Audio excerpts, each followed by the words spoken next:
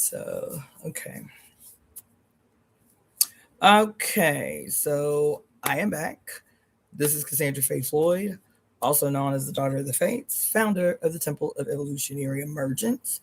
I'm located here in Los Angeles, and we're going to go ahead and get started. I have a lot that I want to try to drop on y'all in a short window of time because, in preparation for the full moon, which is tomorrow, and I mean tomorrow basically tonight, because for us here in Los Angeles, it'll be 2:03 a.m. For those of you on the East Coast, it'll be 5:03 a.m. That is the peak of the full moon, and then we will be in that full moon energy sharp. We're already in it now, and we'll be in it sharp until Tuesday morning.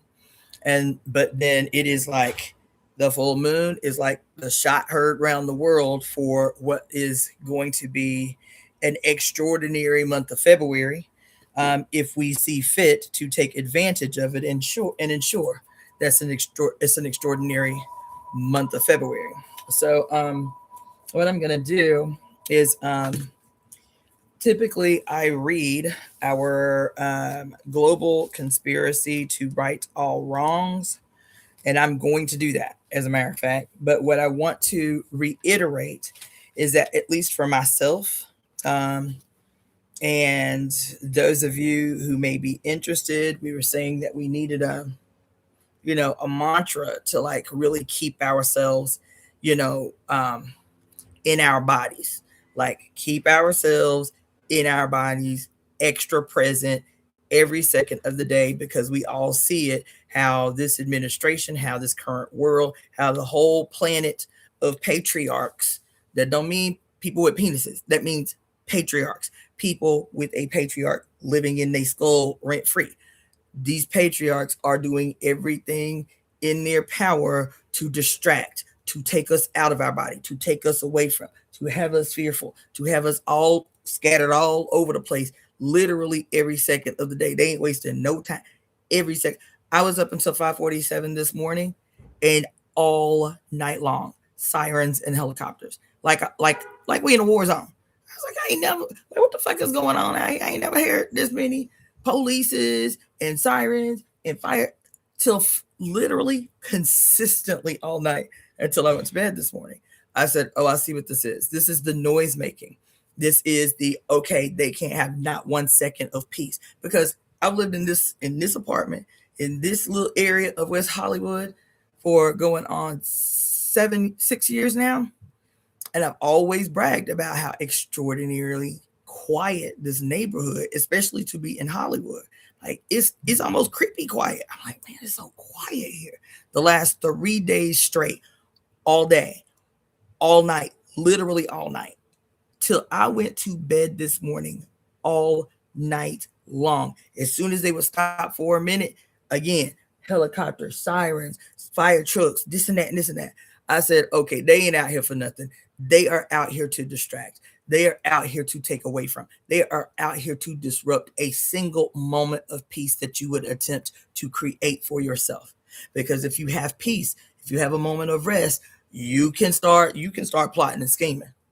You can start charting a course. You start to see solutions where you couldn't before, because all of this bullshit deliberately orchestrated to keep you out of body, out of center, off your square, out of purpose. So today I'm going to read the global conspiracy to right all wrongs. The global conspiracy to right all wrongs.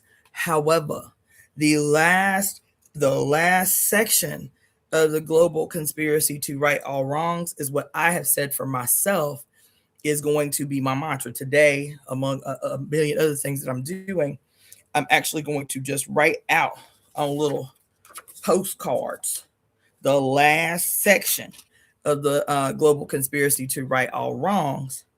And I'm literally going to put it on my TV, on my little calendar board over here, probably right here on my computer, since my computer be frustrating me so much these days. Because the basic stuff like playing some songs to hype y'all up, I can't do without disruption. So I be getting irritated is my point. So I need to put my little post-it card here so I can bring myself back into my body, regardless of anything that's trying to test my stilo. You feel me? On my refrigerator, on my cabinets, on my bathroom, while I'm sitting on the toilet. I'm about to post these joints everywhere. This month is enormous. And it's enormous because it has the potential to allow us, even in the privacy of our home, when we go out, wherever your bag is, if you're going to do the demonstrations, if you are participating in the boycott right now, it gives you a place to focus, to center. Why am I participating in the boycott? Why am I participating in the demonstration? Is it just to express that I am mad about what they're doing? No, no, no, no, no, no, no. That cannot be your motivation for doing anything in this world. It cannot, man. It has produced no results for you. You being mad, disgusted, outraged, or terrified by your adversary cannot be the basis behind any movement, behind any activist work, behind any vote, behind anything that you are doing. You being mad, you being emotionally manipulated, because that's what it is, cannot be the basis for why you step out into the world. It cannot be the motivation, and it cannot be the basis for why all of a sudden you're an activist. It cannot be. Why? What is the deep reason that you're going out? What is the deep reason that you keeping your money in your pocket? What is the deep reason? Because otherwise, as soon as, quote, shit blow over, you will backtrack into the same decadent, irresponsible behavior that got us in this mess in the first place. Irresponsible spending, irresponsible, behaviors and patterns. We all are involved. We all are involved. You understand? We all are. That's why I keep encouraging y'all to go ahead and go on to this website, slaveryfootprint.org. Take the survey to see exactly the role you play and how we got to this moment. That's some uncomfortable shit, I know, because we want to be the perpetual victims of the world. We want to be the perpetual victims of oligarchs. We want to be the perpetual victims of just people who lie to get in office. We want to be the perpetual victims of, quote, those who then seize control of power. We want to be the perpetual victims because it makes us feel good to be the victims. You see what I'm saying? It does, because it presupposes that we have no role to play in seizing power. It makes us feel good that we can blame somebody else for the state of things, because then we don't really have to assume any responsibility. We can say, I voted right.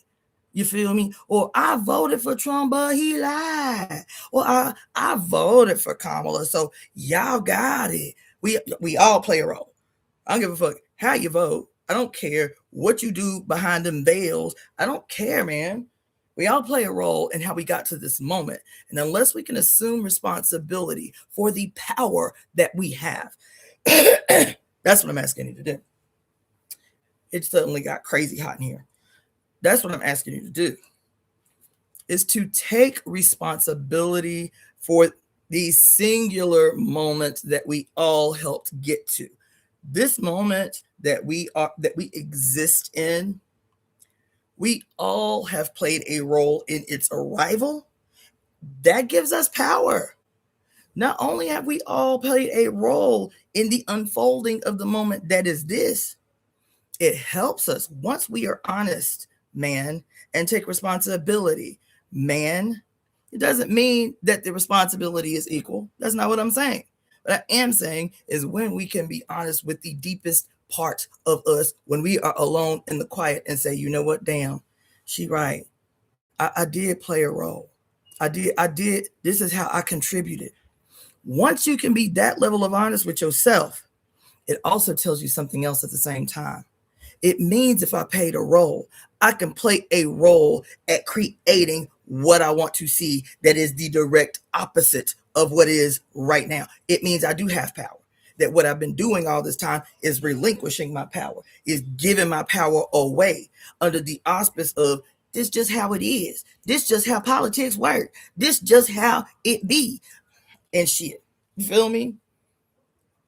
because the moment is about the seizure and acclamation of power. Not acclamation, reclamation of power.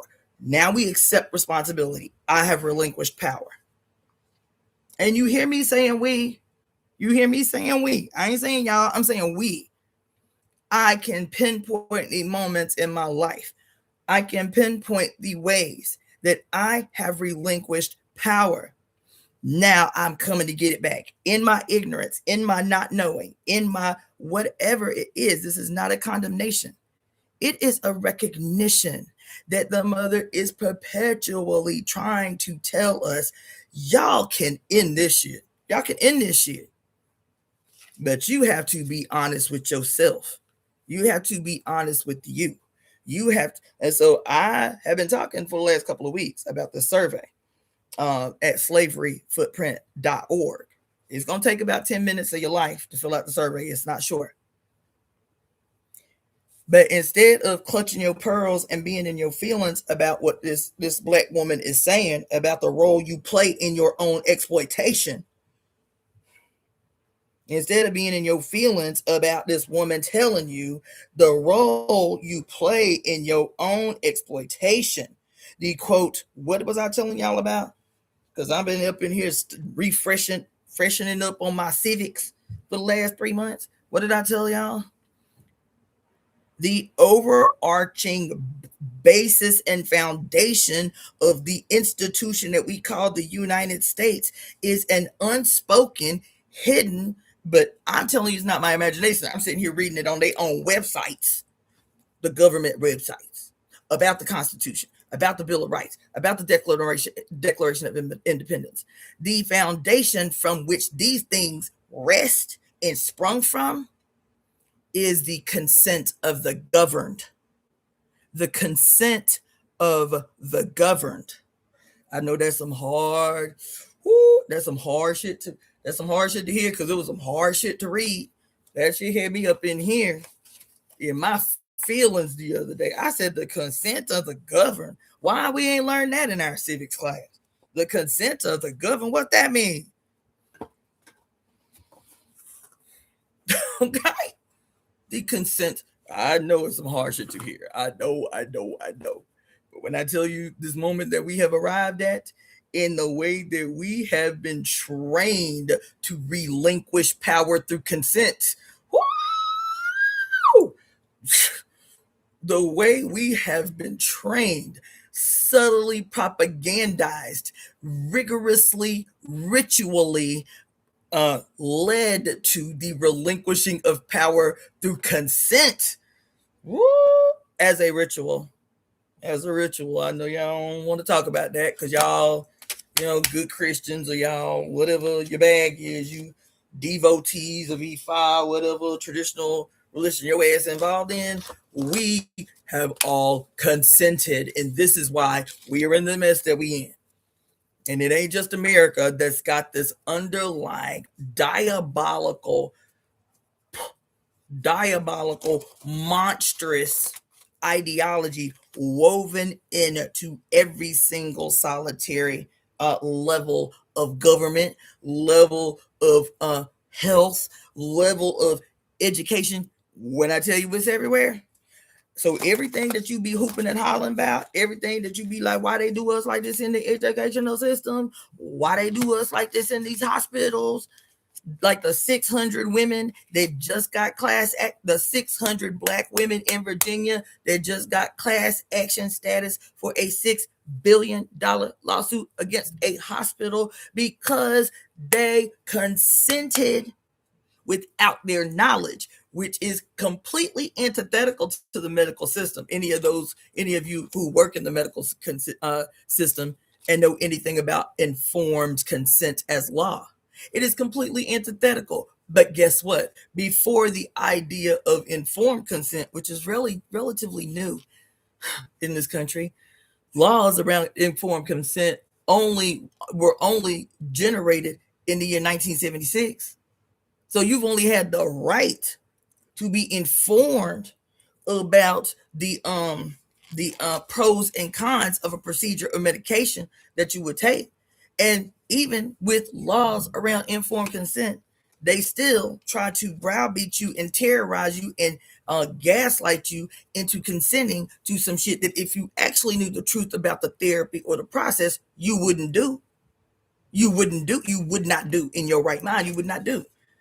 And the basis for how they can still get away with that, the basis behind why Vioxx was able to give people this medication. I mean, it wasn't Vioxx. Vioxx was the medication. It was Merck Pharmaceutical Company was able to continuously prescribe Vioxx to human beings, though they knew it was causing massive heart attacks and deadly strokes.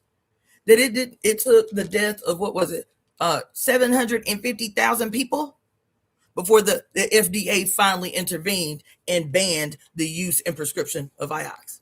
See, even though they knew it was killing people at 250,000 people dead when it got its black label listing, they were still able to prescribe Vioxx. And then finally, damn, 750,000 people then died of massive heart attacks or strokes. Now we got to shut this shit down. You understand what I'm saying?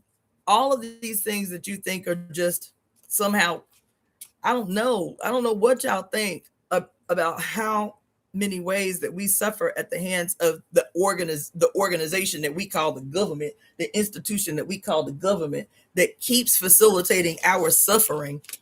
And you just think that it's just a few rotten apples in government and a breakdown in a breakdown in the facilitating of government that's got us in the quagmire that we in right now, that we've been in for a long time, but that we've been in right now, You really think that?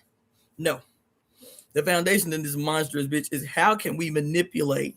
How can we slick talk them into yielding power? How can we manipulate them into consenting to us leading regardless of what we do? See, when you vote, because that's what the word vote means, is to make a solemn vow. To vote. That's not my opinion. That's the etymology of the word. To vote is to make a solemn vow. That don't sound like you got the power. One vote, one person, this way your power at. That ain't what that sound like to me. It don't sound like that to me. To quote, make a solemn vow to what? To who? For what reason? Because when you say it now, you like, to make a solemn vow. Did they do that on purpose? Why they use that word? Why they use that word to describe what we stand in lines for hours to do, like cattle going into the slaughterhouse? To quote, cast a vote, to quote, make a solemn vow to government, to consent to whatever it is they see fit doing. That's why it's not, I always thought it was political betrayal. I always qualified this phenomenon as political betrayal, that they'll promise you the sun, moon, and stars to get your vote, to get you to make a solemn vow. They will promise you the sun, moon, and stars to get you to vote, to get you to vow allegiance. Huh? They promise you everything. And then as soon as they acquire the power that places them in a position over you, I'm going to make somebody mad today because I just had a breakthrough moment. When I was in this African internationalist, Marxist, Leninist in its origin, because it was a socialist African internationalist organization, there's this concept in all of these organizations, socialist, communist organizations, called democratic centralism. And the way that democratic centralism is described, you're like, yeah, that makes sense. That sounds good. That sounds good. Thank you, Zuditu, for your donation, my dear. I appreciate that. That is very generous. That sounds real good. And I like the concept in my head of democratic centralism, the way that it was explained to me. That as a democratic centralist organization, the rank and file, right?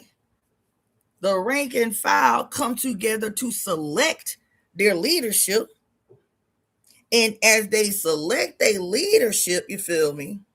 The leadership carries out the party's line in ideology and this and that and this. And because we come together as socialists to, quote, together choose our leadership, and then they lead ideally from the center. They lead from the center. See, democratic centralism, you feel me? They lead from the center to disseminate the daily activities and governance needed to allow the party units to work, to allow the party organizations to work.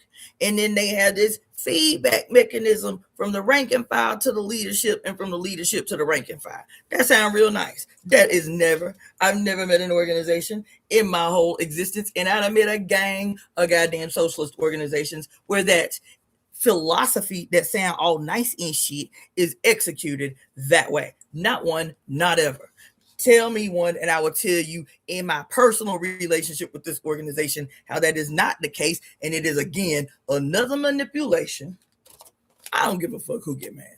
Another manipulation to allow for primarily, not exclusively, but primarily males to center themselves in organization in a process that you are convinced has your best interest at heart. You understand? But the caveat for democratic centralism is that, even the leadership is not outside of criticism and self-criticism. The leadership is not outside the process of being held accountable to the line of the party, whoever party that is. The problem is that the only time the rank and file can raise legitimate critique and criticism about some wrongdoing of some person that they placed in a position of leadership is once every 2 for some organizations, and once every 4 for other organizations, which is the standard. Once every 4 years, the party congress. Now, that thing that happened to you 3-4 years ago, the place that you need to raise that, comrade, is at the party congress, where the rank and file finally have the opportunity to make the just criticisms of their leadership. Child, please. Child, please. Child, please. Child, please. It is a colorful and manipulative way to do the exact same thing. And those women who may be put in positions of power, at least in the organizations I've been attached to or done work with, at the end of the day, those women were put in positions of power to manipulate other women, whether they were aware of that manipulation or not. They were there to make it more difficult for other sisters in the movement to see outright misogynistic, top-down, not no central, out, top-down manipulation, primarily of women's labor. That's not some new thing. That's some old thing. Malcolm acknowledged it in the movement in the 1960s. Marcus Garvey talked extensively about it in the UNIA in 1914. This general way that we always default that the brunt work of any campaign, the brunt work of any organization is that for the women to do, while the men have to be studying so that they can sharpen their mind, so that they can be the vocal spearhead of the organization. They all acknowledge it. Your beloved Louis Farrakhan, he is the picture personification of it. Every time he opened his mouth, this little slick ass side tongue bullshit he always be doing to, quote, attempt manipulation, gaslighting, to attempt to make you feel good and warm and fuzzy inside because of the nice and beautiful things that he be saying about the beautiful women in the Nation of Islam, while I have worked up close and personal with different organizations inside the Nation of Islam. And the women are the doers, while the men are the thinkers. The men are the studiers. The men are the philosophers. The men are the pontificators. But when it comes to having to do hands-on work to execute the vision of the leadership, to execute the vision of those in positions of power, it's women doing that work 99% of the time. It is a manipulation. And so why you be confused why your ass go into the movement, because it's so antithetical to this bullshit that you have accepted in as a democracy, United States as a democracy. Since when? For who? At what period? At what date? In what time? What specific 2-year period of time has America been a democracy? If y'all don't shut up, that just makes me upset the more I talk about it, which wasn't what I meant to do, but I'm saying this for a reason. Everything is a ritual, and it's not even something that you have to like believe me. Once you see it, you cannot unsee it. Everything is a ritual. So obvious things like the Pledge of Allegiance and all of that stuff, the way the army marches, the way they dress like days of old. Do you think that ICE is wearing black masks just because, quote, they don't want to be seen and doxxed and shit? No, man. This is an outright tendency. Uniforms, symbols, images, masks play a long, when I tell you a 2,000 minimal year history. Masks means I've been up on here for 6 hours just studying the history of masks at times in human history where there was regime takeover.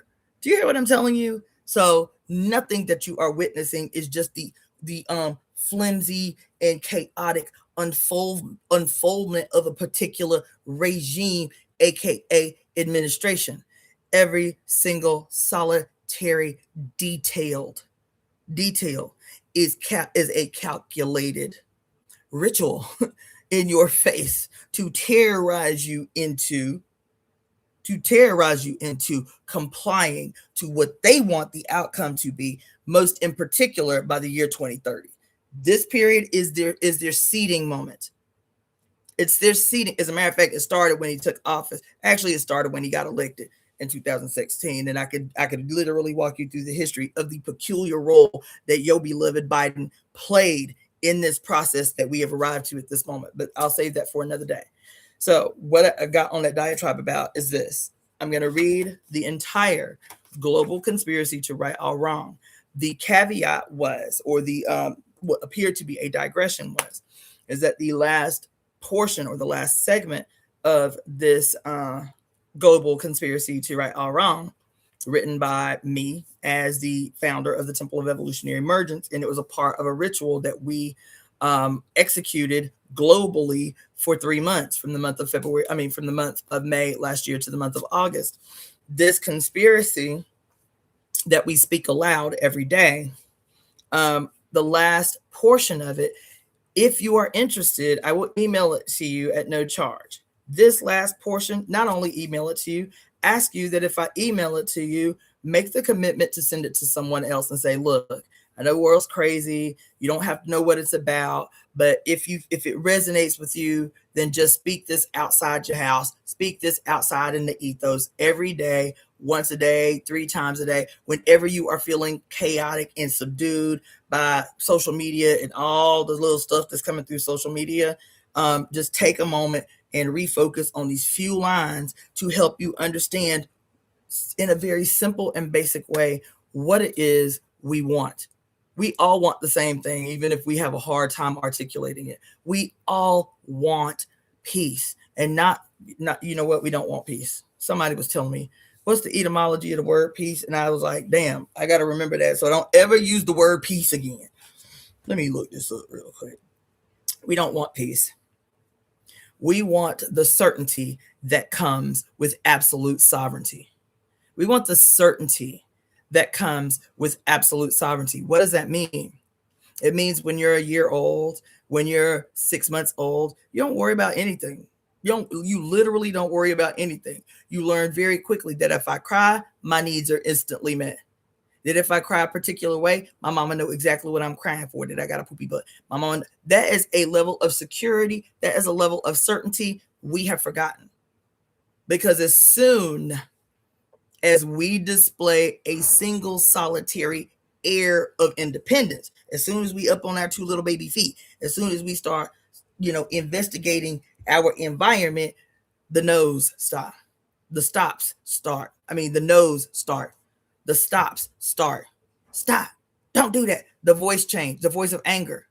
We don't hear that voice of anger for the first 18 months. It's just, oh, what the baby want, what the baby want, what the baby crying, what the baby. We don't even hear a voice of anger, typically, generally, for the first 18 months until we start to display our first little signs of independence. We start standing up on our own 2 feet. Be careful. Watch out. Don't do that. Fear. We start touching things. We ain't trying to be, quote, bad. We don't know bad. We don't have a concept of bad. We just trying to investigate our environment. So we touching everything. We picking up everything to try to eat it. This is how we're learning. But this inherent driving into us that any sign and display of sovereignty must be subdued, must be condemned, must be suppressed. So even us as mamas fall right into line as soon as our little babies start to display their first signs of independence. No, stop. Don't do that. Pop your hand, pop your little butt, pop your little diaper. Don't do that. Stop. Voice change. You ain't never heard this voice come from your mama. All of a sudden, she yelling at you. All of a sudden, she ain't told you no. The entire 8, 10, 12 months that you are completely dependent. You can't do nothing for yourself. She ain't told you no once. They ain't told you no once. Why you crying? Ain't did none of that. It's just been functioning in her inherent knowing. Whatever the baby needs, I got to give it to him. Whatever the baby wants, I got to give it to him. That moment, instantly having your needs met. We don't have no memory of that. Having somebody, not just one somebody, multiple somebodies, always around trying to make you happy, make you laugh. That's it. Showing you love, even when they're a stranger. Walking down the street in a stroller. Oh, look at your little baby. They so beautiful. Look at their little cute self. People, strangers, showing you love for no other reason than you exist. We don't remember that. We don't remember how it feels, but we all are sick from longing for it. We're all sick from longing for it. We all know what we need. It is the safety and the certainty, the sovereignty, the play, the pleasure, everybody around us only wanting to see us happy and playing and doing all the things that we want to do, everything that we desire. As everybody typically want that for us when we babies. As soon as we start to display anything that looks like sovereignty, independence, inquisitiveness. No, stop. Don't do that. Why are you looking at that? Why are you listening to that? Well, everything. No, for the rest of our lives. Don't. No, stop. Comply. Contort. Make small. Don't do. Don't see. Don't touch. Don't look. Don't say. Don't. And we can't figure out why we sick, because our introduction into this life on earth tells us what we're to expect the rest of our lives, which is sovereignty. Not only sovereignty, the safety in it. That as I live, how I'm living, somebody is always going to protect me. Everybody's going to watch out for me. Everybody is going to smile at me because I look wonderful doing it. This is nice. Like everywhere we go, mama. Remember seeing the little videos, the little TikTok videos of the mama, this cute little baby. He was maybe 2 years old, little black boy. And she's taking pictures, and it went like mega viral, like 250 million views, right? And this cute little boy, and he dressed so nice, and he barely 2. And he's walking through the store, and he has his little toy his mama's going to get him. And he hands it to the lady behind the counter. And she says, "Oh my gosh, you are so handsome." He said, "Thank you. Can I pay for this, please?" He's just such a little baby. And everybody that he sees in the store, "Hello, how are you?" Sweet little baby. Sweet little baby. You understand? And everybody that sees him, his color is a non-issue. Isn't that something? Because he's just a sweet little big spirited baby. Everybody that sees him is not just like, hello. They're like, oh my God, he is so sweet. Hey, baby. We remember that. And then all of a sudden, we're denied that. The mother teaches us how we're supposed to act with one another, how we're supposed to react with one another, how safety and sovereignty is supposed to be a guarantee. That's why she teaches you what it feels like in your little baby body for these first months that you come into the world. And then everybody goes to work on our conditioning. Everybody that was just like, oh, what a sweet baby, so handsome and cute and squishy. As soon as you start to display any signs of sovereignty, independence, self-governance, those same people, everybody in the world will literally shift. Do they do it consciously? No. It's their conditioning. It's the patriarch living in their skull. Instantly, everybody will come on board. Their face will change. Why are you doing that? Why are you doing that? Why are you touching everything? Can't you control your child? See, that's why we used to say it. See, that's why them white kids so different. Because see, they don't believe in spanking. They let their children just run around and do whatever they want, touch everything, do whatever they want. They just do whatever they want. No discipline. What is discipline? The harsh and sometimes painful correction meant to direct. White people don't know nothing about no discipline. That's why they babies be out here just wilding and shit. You feel me? Because they ain't spanking, they ain't taking a cooking spoon to the grocery store with them to pop their baby on the butt. You know what I'm saying? We all have been done the number on. White people have been done a number on. Black people have been done a number on. And it manifests itself in extremely different ways. White people see what they experience as sovereignty as something that is top down. So even though their parents don't spank their ass and beat their ass too sternly and painfully direct them and correct them, what they are experiencing as sovereignty that's guaranteed them, just like everybody else, for the virtue of being born from somebody's body, because their sovereignty in this society that is sick, in their mind, because they are taught as children that their sovereignty has to come at somebody else's expense. Mm-hmm. So what we call white privilege, that we be so envious of, because they can, quote, move in the world without having to look over their shoulder, or they can, quote, get into these spaces and this and that and this and that. We envy the freedom that we see in them, but we rage against knowing, the internal knowing, that what we see is the freedom, quote, how the world is white people's oyster or some shit. That's the saying, the world is white people's oyster. This whole idea of the world being white people's oyster, this is what we envy. It's the freedom to move beyond boundaries. It's the freedom to go to and fro as you see fit, and nobody will question your right to be exactly where you are. That's what we envy. That's what we long for. And we long for it because we remember it. We remember it. Our subconscious, our baby mind, our cells remember it.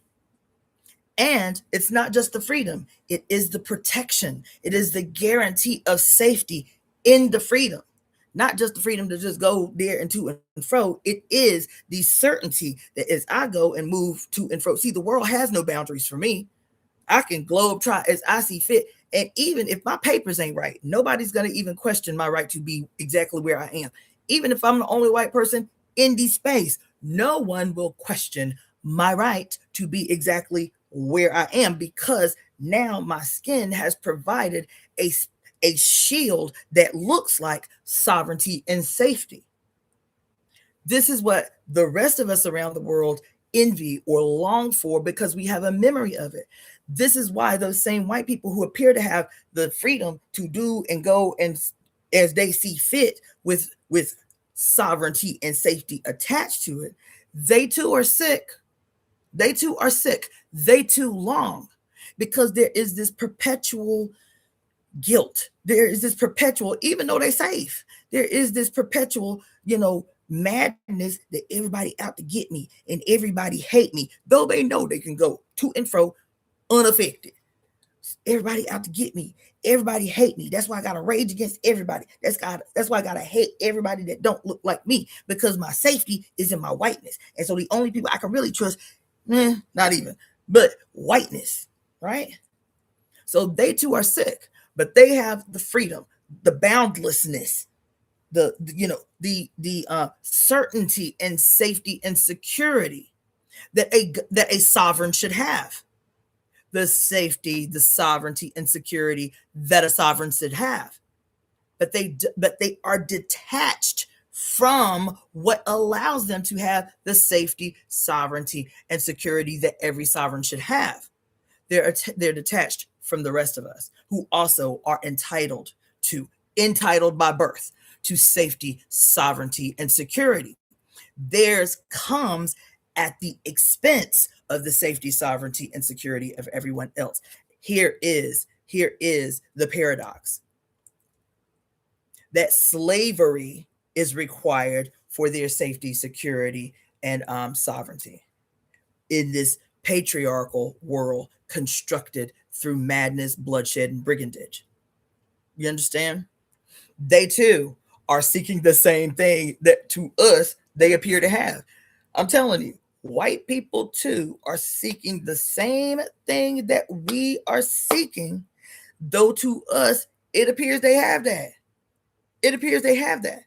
But in their separation from, in their malignancy, believing that whiteness in their conscience, in their consciousness, is equal to being born with white skin. This is the paradox. That whiteness in their head is a consequence of being born with white skin.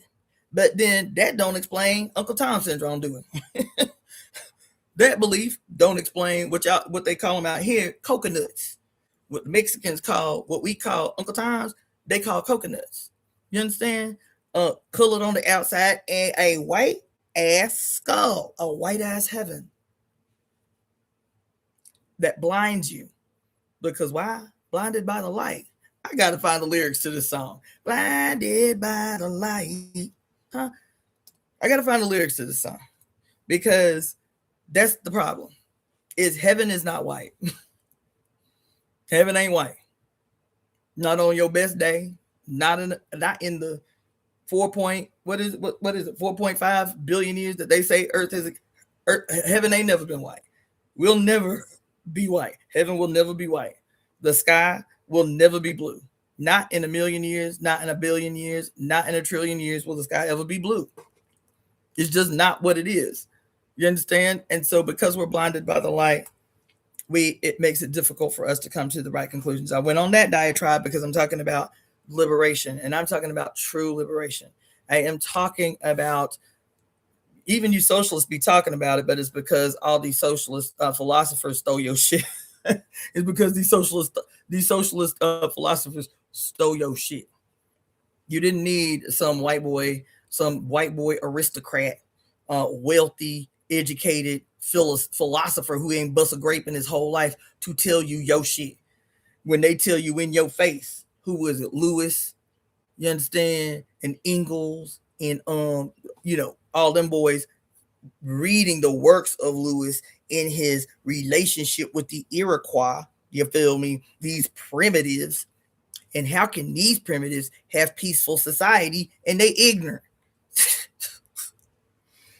How can these primitive societies have no jails and no poverty, that there is no class because everybody has exactly what they need because of how the whole society is orchestrated? Let me live amongst these primitives and see if I can work it out in a way that white people, the brilliant and intelligent white people, can understand. Because if these primitives can do it, then obviously we can do it too. And so studying the works of Lewis, Morgan, Engels, and Stalin, and what's his name, Lenin, and Marx. Study you everywhere you are on earth, not just Lewis and his relationship with the Iroquois. Study you about what you had already perfected, baby, and attempted to welcome them into. Let me just add that. Let me add that caveat. Not only that you had already perfected, but in your bigness as people of color around the world, attempted to welcome them into and teach them. These poor little babies of the earth, let us bring them on into the fray and teach them. And in your backwardness, thinking you the smartest motherfucker in the room, which is the condition today. That you the baby of the planet, And you come into every space with people who, I used to say it when I came out here, because everybody's so book smart. And me being nappy headed and black, you know what I'm saying? Big boned it, loud mouthed it, you feel me? I go into spaces with human beings 20 years younger than me and really believe that they the smartest person in the room. And I gently correct, but I sternly correct. Hold on. Let me just establish, because I know we friends, and so you think that friendship is the equalizer, and it ain't. It ain't. I have to this day, I have to make this little proclamation on the regular, because young people are attracted to me. It has always been that way. Young people are attracted to me. I have people out here that I call good friends that are younger than my children. Young people have always been attracted to me. Something in me has always drawn young people to me. And so y'all get comfortable being friends with the old head, with the OG. You feel me? And because she don't look like your grandmama, you feel me? Because she ain't knitting some shit somewhere, you forget that I'm older than your parents. And so I have to gently but sternly correct. Listen, just because we friends don't mean we on the same level. And while I never have you calling me ma'am or no bullshit like that, recognize and monitor, check your status in the space. I do it, and I'm 50. That if I'm in a room, even with young people who know more than me, and I can peep it very quick. I can peep when I'm in a space where there are people in the room who know more than me, and the more they know than me, I need to know. That directs me immediately. Shut your fucking mouth. This is not the time for you to teach. Pull out your pen and piece of paper and just start writing. And then if you have any questions on later on down the line, then you ask, whether it's elders, whether it's babies, to recognize in a moment what you're in a space to contribute, to do, or to learn. And then adjust yourself accordingly. I do that because I am genuinely serious about wanting to change the world. You feel me? But how did I get on that? I got on that because, how did I get on that? I don't even remember. But it was still important to say. We have a world to create. This month is offering us listen, this month is offering us the ability to leap out into the world as soul sovereigns. As soul sovereigns. Do you understand what I say? What I mean when I say soul sovereigns? Because when you go into the etymology of the word sovereign, I remember how I got on it. Politically, it can be something that can make you feel a little like, damn, but do I want to identify as a sovereign? Because sovereignty has been stolen by these white philosophers who went to school and that never bust no grape. But look at you, observe you as the elders on the planet, observe how you was living as the elders on the planet, and call you primitive. But you know what? They wasn't wrong calling us primitive. They wasn't wrong calling us primitive. You know why? Do you know what primitive means? It is the origin.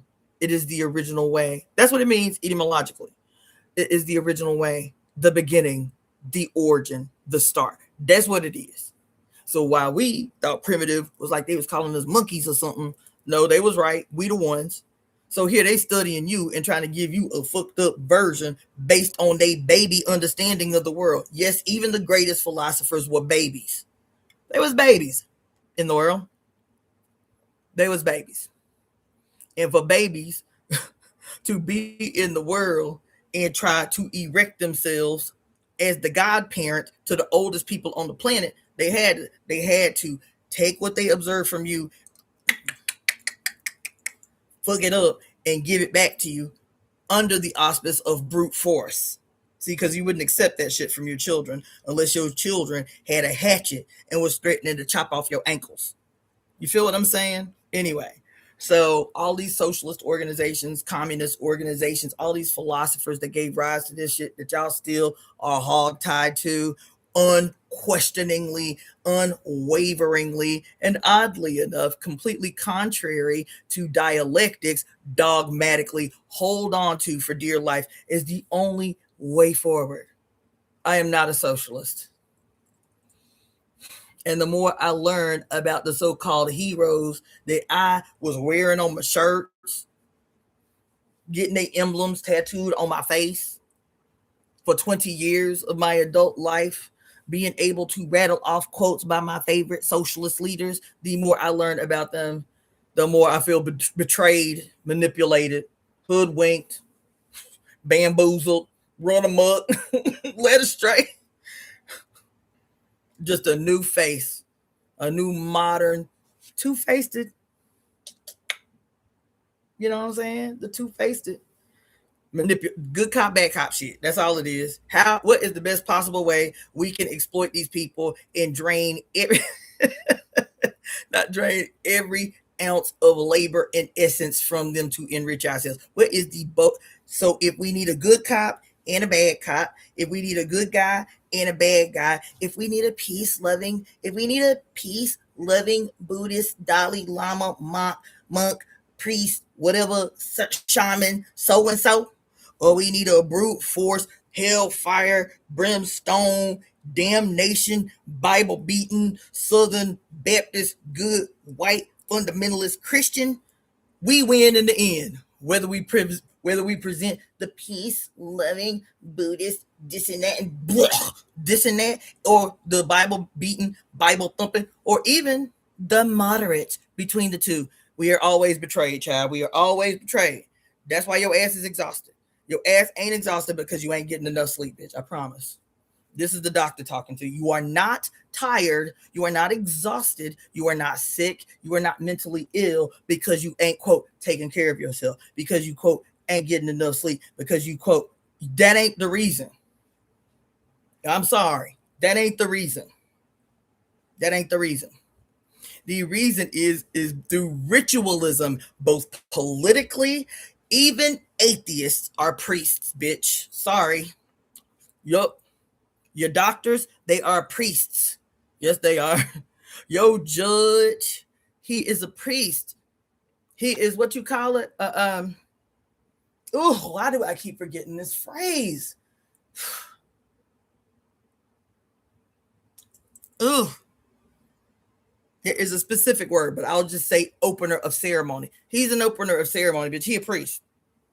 He a priest. He a bishop. The police, they are just like the church. They're literally built, fashioned after the Roman Catholic Church, with a chief, aka a pope, chief of police, aka a pope. You understand? Then you got some, what you call them? What's under the chief, right? Some them and some them and some them, and then you got your beat cops and you got your they are priests. You look. Why don't y'all go and look up the I know I'm off on one. Just walk with me. Why don't y'all go look up just the Wikipedia? I thought I knew everything I knew because I grew up in the South about the KKK. And then I fucked up and read the Wikipedia on the Ku Klux Klan. I said, this shit was literally in our face the whole time. It was literally in our face the whole time. The whole time. Let me stop. Let me pause right there because I already have some notes on the KKK for you. And yes, the astrology, not only the KKK, particularly the SS Army, the Gestapo, the fascism that all of y'all are hooping and hollering about today.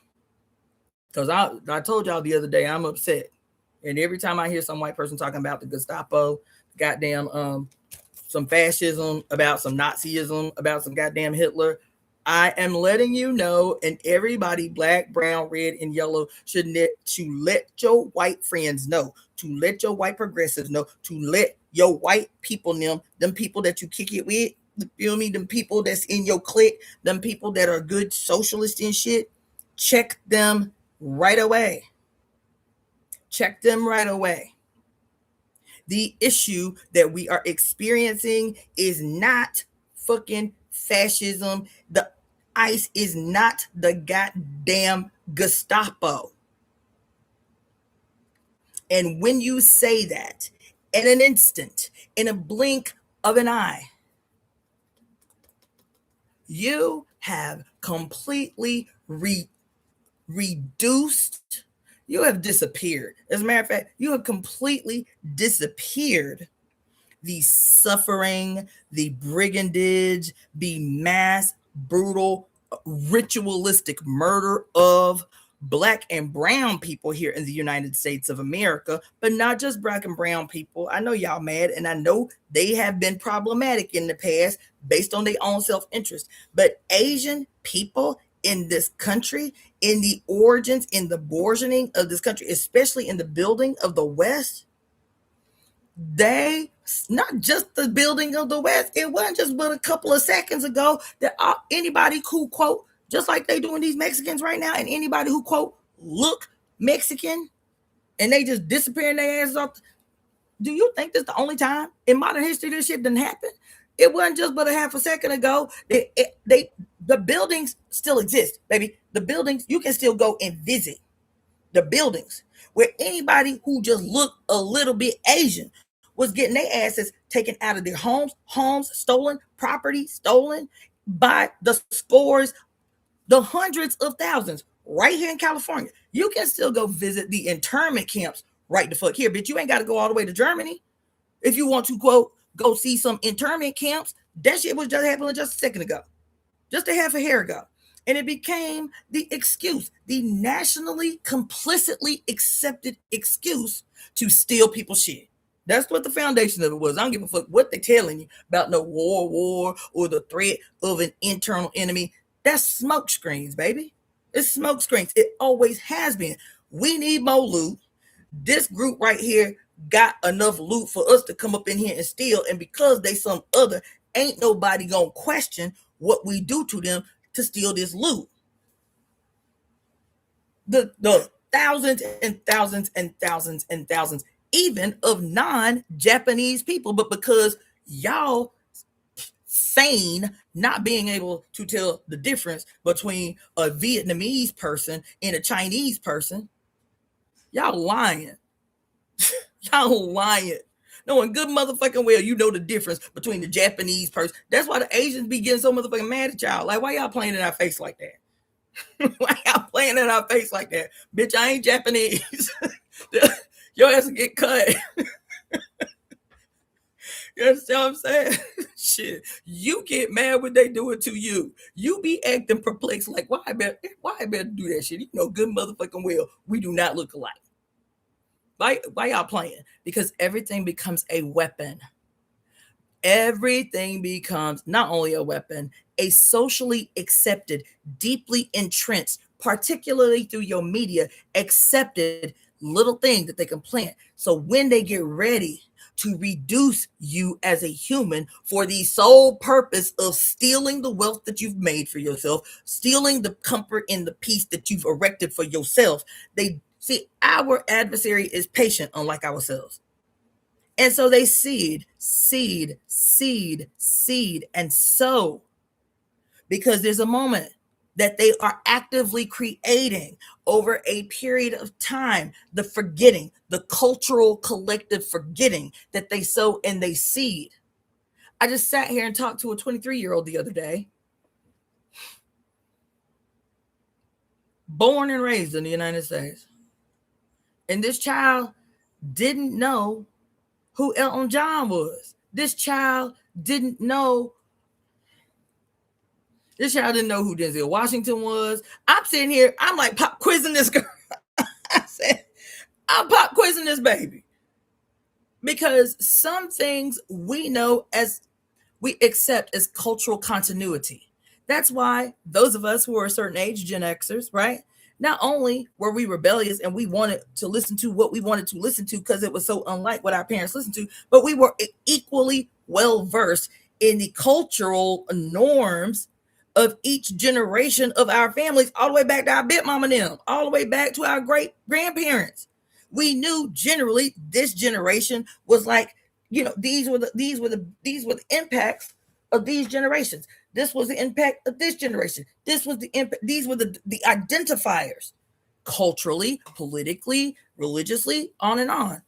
This period of time from the last Saturn-Neptune conjunction, this is the segue, the last Saturn-Neptune conjunction to today has been a deliberate severing, breaking the chains of cultural memory and cultural continuity to guarantee this moment that we're in. I'm sitting here blown away by culturally or even politically what this child does not know that she should know on GP without having to think about it, without having read it in a book. Cultural continuity. But they will deliberately break and remove links in the chain to prepare you to accept some shit you otherwise would not accept. You understand? And so, first of all, let me read this conspiracy because I can't be up on here all day. Let me read this conspiracy. The way I got on that long ass diatribe before I even was supposed to be going into what I need to teach you today about how to be up on game about this month that has the potential to call your power back.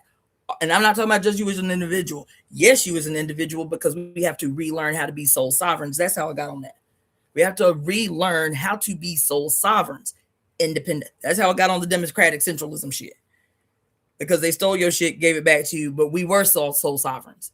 That's why there was no poverty. That's why there were no prisons. That's why, what's his name? Lewis Morgan was all perplexed about how these primitives could live so harmoniously among one another and how the elder were very old, but still in optimal health conditions. And how can we, brilliant, genius white people of Europe, reproduce this and then give it back to the quote savages? And here we the fuck are. Because you believed Marx. You believed Lenin. You believed them all. You believed Socrates and Aristotle. You believed Aquinas. You believed Jesus. you believed Churchill. You believed, what's his name? Andrews and Ben Franklin and George Washington. And you believed them all. You believed them all. And so now we have to relearn. And what you believed was something that they observed you doing already for thousands of years. And manipulated, mutated, fucked it up, turned it upside down, flipped it inside out, gave it back to you through brute force. Through brute force. This was the only way they was able to give you what they gave you, is through brute force. It is through the lessons of the disciples. What does disciple mean? What does discipline mean? The strict and painful correction. Why strict and painful correction? Is to force you to do what I want you to do, where otherwise your flesh, your body, your spirit is raging against it. You understand? So we have to relearn. This is how you create a slave. It's brute force. That's the only way to create a slave. It's through brute force. Ideology through brute force. Spirituality through brute force. Spirituality, ideology, political ideology, and theory of, quote, ask not what your country can do for yourself. Ask not what your country can do for you, but what you can do for your country. Fuck that. That part. Fuck that. Now we are at an age where we have to relearn how to become soul sovereigns. What is a soul sovereign? An independent, not independent, a peculiar personification. That is you. A peculiar personification who went through the most radical ritual on earth from the beginning to forever. That this soul sovereign, that this little light that just was floating in what they call it, what the Buddhists call it, I think the Hindus call it the universal God body. The universal God body. And you become aware of self. And you say, I'm aware that I need a body. I need an experience. And experiences only come in the material world. Boo. Experiences only come in the material world. Fight me on it. Experiences only come in the material world. And so now I need a body. I need a body. And so you petition your mama's uterus. And you say, look, I want to be. And your mama, not knowing, you there. But then when she becomes aware that you are there, she's like, I'm God. And so I can make this decision as a soul sovereign of my universe. this right here as a soul sovereign, not needing to check in with an institution that's not even real. First of all, I'm a soul sovereign, and as a soul, not only a soul sovereign, the only type of soul sovereign that can emanate on this body with an actual portal in her body, a literal portal in her body that can condense radical, boundless abstraction into a material force that can become its own planet, its own universe. So we have to relearn how to confidently and audaciously re-become soul sovereigns. There's a responsibility that comes with re-becoming a soul sovereign. The responsibility is, the greatest responsibility of a soul sovereign is to, one, stand in absolute unwavering defense of your universe, while at the same time honoring, respecting, and acknowledging the reverence in the soul sovereigns that are surrounding you. Every single one, no matter what stage of their awareness that they are in, to default, they got a mama. Yep, just that easy. They got a mama. And because they have a mama, it means they lived in the Temple of Evolutionary Emergence. Yes, they did. They lived in the Temple of Evolutionary Emergence that guaranteed, that consecrated their right to exist as a soul sovereign in the material world. The first blood covenant of all, for which every blood covenant, blood ritual, blood offering, blood sacrifice attempts to mimic. The only true blood covenant that there is between you, the soul sovereign of your own universe, and your mother, who guaranteed your right to exist on this planet. And she did it in a ritual of blood and holy water. There are no other rituals. Now fight me. There are no other rituals. As a matter of fact, every other ritual that exists is attempting to further deepen your fucking amnesia to what the truth is. Always staring you in your face. That your ass is an absolute, with every right on the planet that you incarnated on, to be the sole sovereign of your peculiarly perfect personification in this world. And that once you can accept that for yourself, that yes, what it means to be God is to be the self-governing sole sovereign of this miraculous universe that is becoming together of spirit and flesh, of soul and matter, in this perfect personification that could only occur through a perfect, unwavering process, scientific process. The ritual is science, bitch. The ritual is predictably perfect, bitch. You have been told that your ass ain't perfect. And so because you ain't perfect, you out here fighting everybody else in an attempt to prove you better because you don't believe you perfect. See, you are always at war with everybody else to prove that you better because you don't believe you are perfect. Every war, every scrap in the hood, every throwdown, every argument with your God on earth. Who is your God on earth? Huh? Bitch, if you God, who else God? If you God, who else God? Your mama. Your mama is your only evidence that the concept of God is real. Huh? Your mama is the only evidence that God is real. And you hate her. You got more attitude with her than you got with anybody on the planet. You, as a matter of fact, you have more empathy for her, more patience for her, more understanding for her. Huh? Motherfuckers who the one that got themselves locked up. You got more empathy and understanding and heart chakra feelings to rally on behalf of those victimized by the state in the form of incarceration. And even though they did dirt, you feel me, we know that the cards and the chips is stacked against them. And I'm not knocking that, but a lot of us got more patience for people we know did dirt than we got for our mama. Well, you know, I love my mama, but I gotta love her from afar. I love my mama. I love my mama, but you know, that don't mean I gotta like her.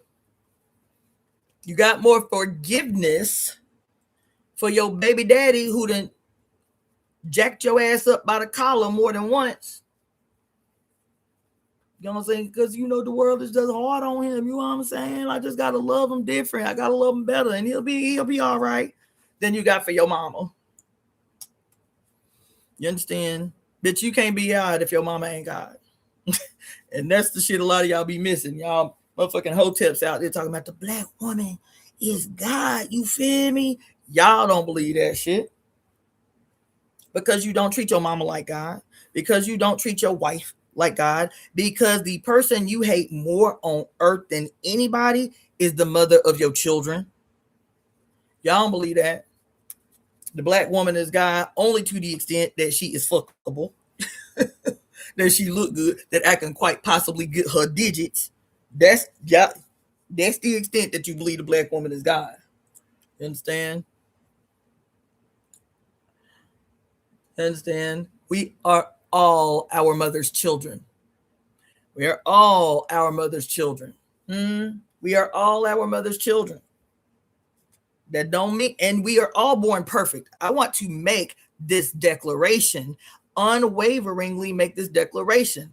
Everybody that exists on this earth is born perfect. They are not only born perfect, they are born perfect of a perfect process. That don't mean that in their life, they will not stray so far away from the perfection that is our mother's process that they will not become a cancer on the earth for which there is no redemption. I hope y'all can hear what I'm saying. I hope you can feel me. Hey. I hope you can hear me. Because I know this contentious, I know I got shit to do, and but this is a word, and mama got something to say today. This is going to be the test of whether you're really about this life, activists, whether you're really about, you know, what you say you about. Because what I started by saying is take the goddamn survey at slaveryfootprint.org. Take the fucking survey. Take it. Take it. Take it. Take it. This is directly related. Because when I took the survey several years ago, I was like, I'm good. Because you know about your carbon footprint, but I had never heard of a slavery footprint. I was like, damn, what that mean? And so the piece of chocolate that I was eating, because I stopped eating chocolate. My homegirl bring this big old chocolate bar home. I was like, girl, you know I don't eat chocolate. All the chocolate that they say is, quote, fair trade chocolate is still slavery chocolate. I was like, damn, as soon as I heard that, I can't eat chocolate no more. That 92% of all chocolate on earth is slavery chocolate. Just because it's got cute little gorillas on the pack and it say fair trade means only a certain percentage of it is produced by slaves. That's what it means, because they always manipulating your ass to participate in this rotten bitch. I was like, damn, as soon as I heard that shit, I was like, damn, I can't eat chocolate no more. What the fuck? I was mad because I love chocolate. You feel me? So my girlfriend come home and she got this big ass chocolate bar. And I was like, why would you do that? You know I don't eat chocolate. She was like, girl, it's the only company on earth that's slavery free. I said, what? I was like, I am redeemed. Redemption. You feel me? And so inside the paper, like when you open it, it tells their story. I forget the name of the company. I'll have to Google it. If somebody can Google it for me and put it in the comment section, I'll tell the rest of y'all. Because it's the only company right now on earth that claims to be and tries to like detail its process so that you can see from origin, from the picking of the plants all the way to production, that is slavery free. I was like, I love this, right? So I'm reading all the stuff on the inside, and it says, test your slavery footprint. I said, what? What's that? What does that mean? I ain't never heard that day. Because I take a certain level of pride in the fact that for many years, not yesterday, not 2 years ago, for many years, shit, since 2000, since the year 2000, I'm not saying I'm perfect in that way, right? But I have tried to be very conscious, very aware of what I use, how I use, what I buy. As soon, even if I'm not looking for it, as soon as it comes into my cipher that something that I am partaking in is contributing to the exploitation of other fucking human beings, no question. Can't have that no more. As a matter of fact, me and this little girl, the 23-year-old I was telling you about, I went to go pick her.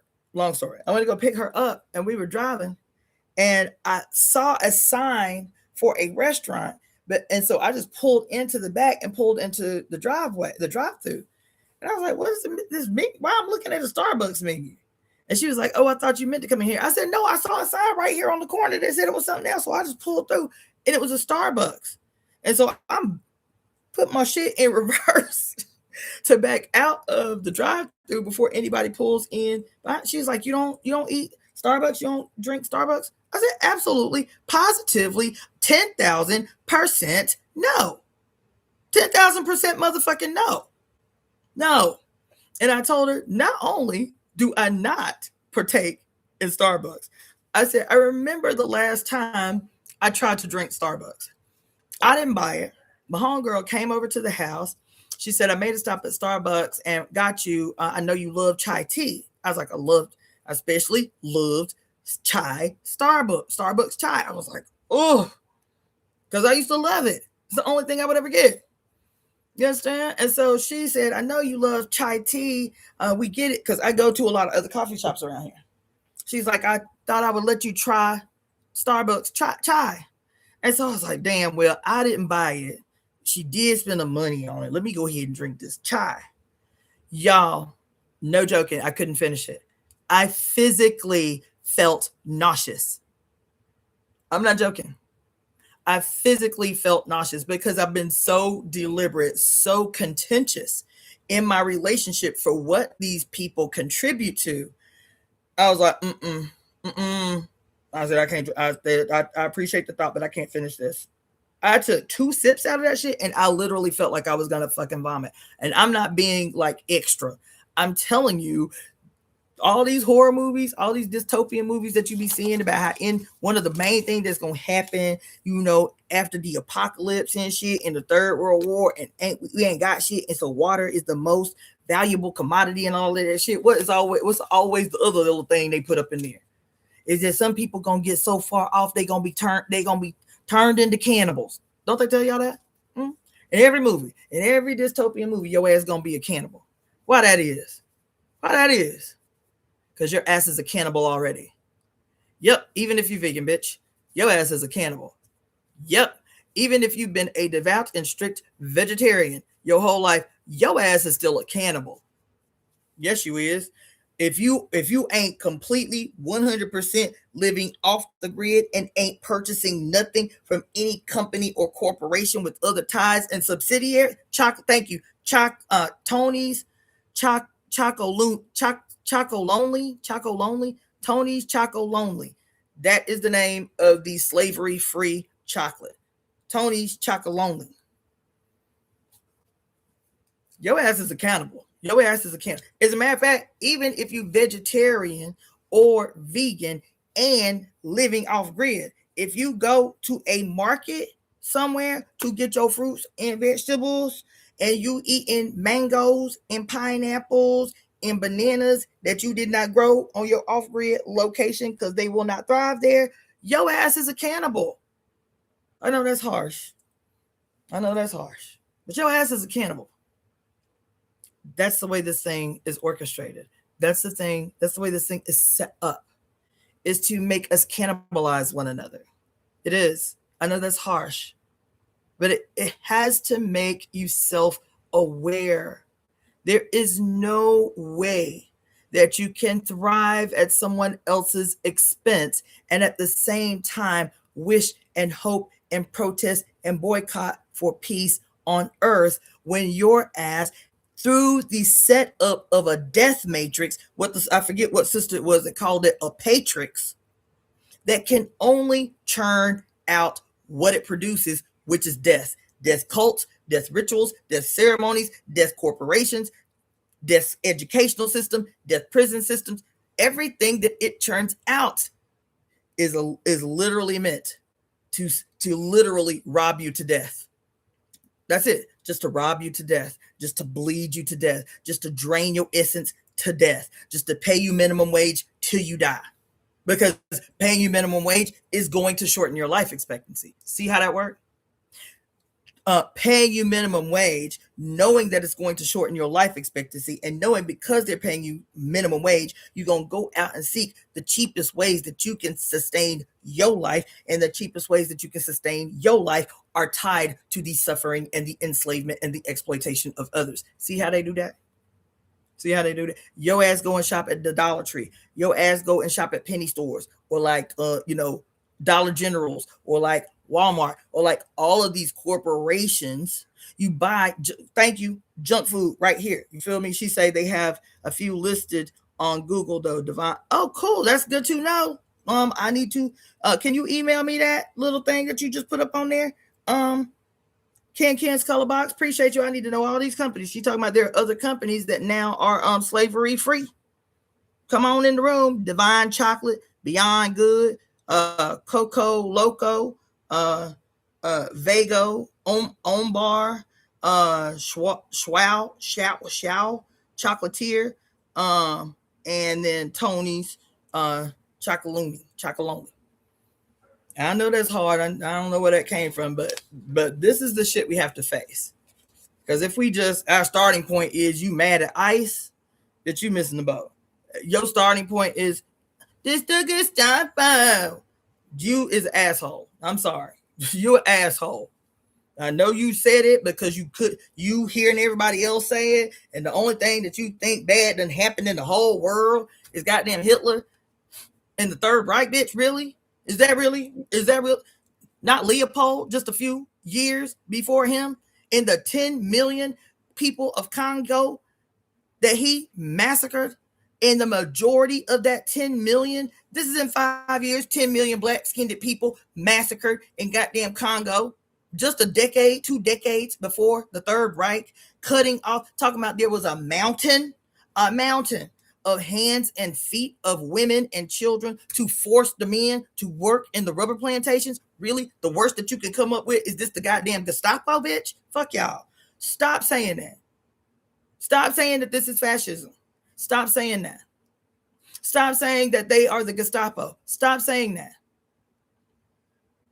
Now, if you want to be more honest, they're the executioners of the Inquisition. I can accept that. They are the old executioners of the Roman Catholic Church. That I can accept. The Gestapo, if I hear what, I'm sorry. This is the period. This is the time to be sternly corrective of our white-skinned kin who might have the ability to come to the right conclusion, but outside of a relationship with us, they cannot come to the right conclusion on their own. This, even with the most progressive white people that I know in this city, this day stopping point of the worst thing that ever happened in the history of the goddamn country is the motherfucking Gestapo and motherfucking fascism. You make me lose faith in you when you say this shit. I thought y'all was doing good. Goddamn. Fascism, really? Damn, I thought y'all was really bad. I thought y'all was really up on game. Really? Fascism? That's good as you can do. ICE is the Gestapo? Oh, no. The girl that everybody kicking her ass right now talking about, can we just go back to regular police? And they have every right to unload on this child. Girl, what in the actual fuck? What in the what they say? The unmitigated gall, the unadulterated hell is you talking about? Can we just go back to the regular police? You mean the police, the LAPD right here that's got a $3.8 billion budget for every $1? Do you know how much money this motherfucker generate every year? No, every day. Every day. Every single solitary day. It's still unfathomable to me. To say it out loud, I'm like, this cannot be right. They mean a year. Every single solitary day, no day off in the city of Los Angeles, not the county, the city of Los Angeles. $86 million is generated a day in this city. One out of every $4 generated in this city of the $86 million, one out of every $4 go to the police department. Of all of the administrative shit that has to happen, transportation, schools, you name it, buildings, all the things, paying all the administrative departments, all the things. $86 million a day is generated in this goddamn city. One out of every $4 generated in this city goes to the goddamn LAPD, who don't even have 10,000 total employees from the janitor all the way up. $86 million a day. But y'all can't solve homelessness. Y'all will never have no money to get people up off the street, while 9,000 human beings died on the street in the city last year, called under their cause of death listed as homelessness or conditions associated with homelessness.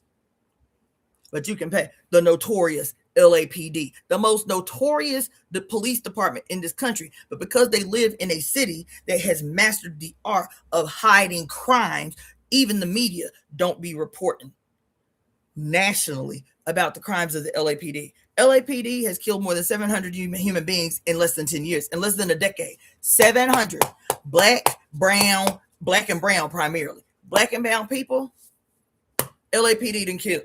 LAPD, that ain't including the number of motherfuckers that the sheriff's department done killed. 700 plus black and brown, even children. The little Mexican baby girl, 7 years old, just 3 years ago, killed by LAPD in a department store on Christmas Eve. Can we go back to regular police? That's how you know you ain't got no white friends. That's how you. Can we go back to the regular police? This little edgy looking girl with her little dark makeup. And can we just go back to the regular police? Question and challenge with love your white progressive fans, man. Because I'm telling you, they cannot come to good conclusions on their own. They need their black and brown friends not to coddle them, to gently yet directly correct that bullshit that is the remnants of the patriarch still alive in their skull as the cancer that it is. Can we go back to the regular police? This is a fashion stain.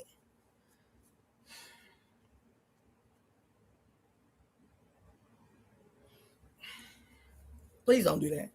I hope none of my friends, let one white friend of mine say some bullshit like that to me. I'm gonna have to come up on here raging about how I had to, because y'all know better if y'all been hanging around me. Y'all know better. You have to know better, because I don't hold my tongue with my friends. So y'all have to know better. And if you don't know better and you've been a friend of mine for more than a year, it mean I don't know you, or your ass is the police. It mean I don't know you. I haven't been doing, let me say this. It mean I don't know you, or I haven't been doing my job appropriately, or your ass is the police. This is do or die, goddammit. And we can't even do the bare minimum. Take this motherfucking survey. And not only take the survey, share your results the next time I do a live. So you know what? You sure is right. That shit was sobering as fuck. Because I, as conscious and aware of my buying habits as I've tried to be since 2000, I took the survey in 2019, and this motherfucker was like, yeah, your ass this is the average. This is the average in the United States. And while you are well below the national average based on your answers, bitch, there is still 25 human beings on this planet working for free every day to support your lifestyle and buying habits. Clean your shit up. These are the ways, these are the areas you need to fix. That shit hurt my feelings. So even I haven't retaken the survey since 2019. That shit stayed with me. If your ass, I love mangoes. Fortunately, I live in a state where we can find mangoes on trees that we know that these little Mexican brothers and sisters who got these little markets, they grew them mangoes. You understand what I'm saying? So I'm fortunate in that way. But if your ass live in Boston, Massachusetts, bitch, and you love mangoes and pineapples and bananas, your ass is a cannibal. Somebody's life force, literally, not figuratively. Somebody is dying. Somebody is being exploited, especially bananas. Somebody has been murdered for you to eat this little luxury fruit you want to eat. That's not figurative. That's literal. There are certain water companies like Dasani. If you are drinking Dasani bottled water, you are literally, not figuratively, drinking the blood of some murdered Peruvian indigenous person fighting like hell and having hits put on their life for trying to preserve their own water sources. That's not my opinion. There's 10,000 documentaries about the water wars unfolding on this planet right now, primarily in South and Central America. It's not my opinion. If you're drinking Dasani, you're drinking blood. Absolutely the blood primarily of old indigenous women, because they have been the most outspoken.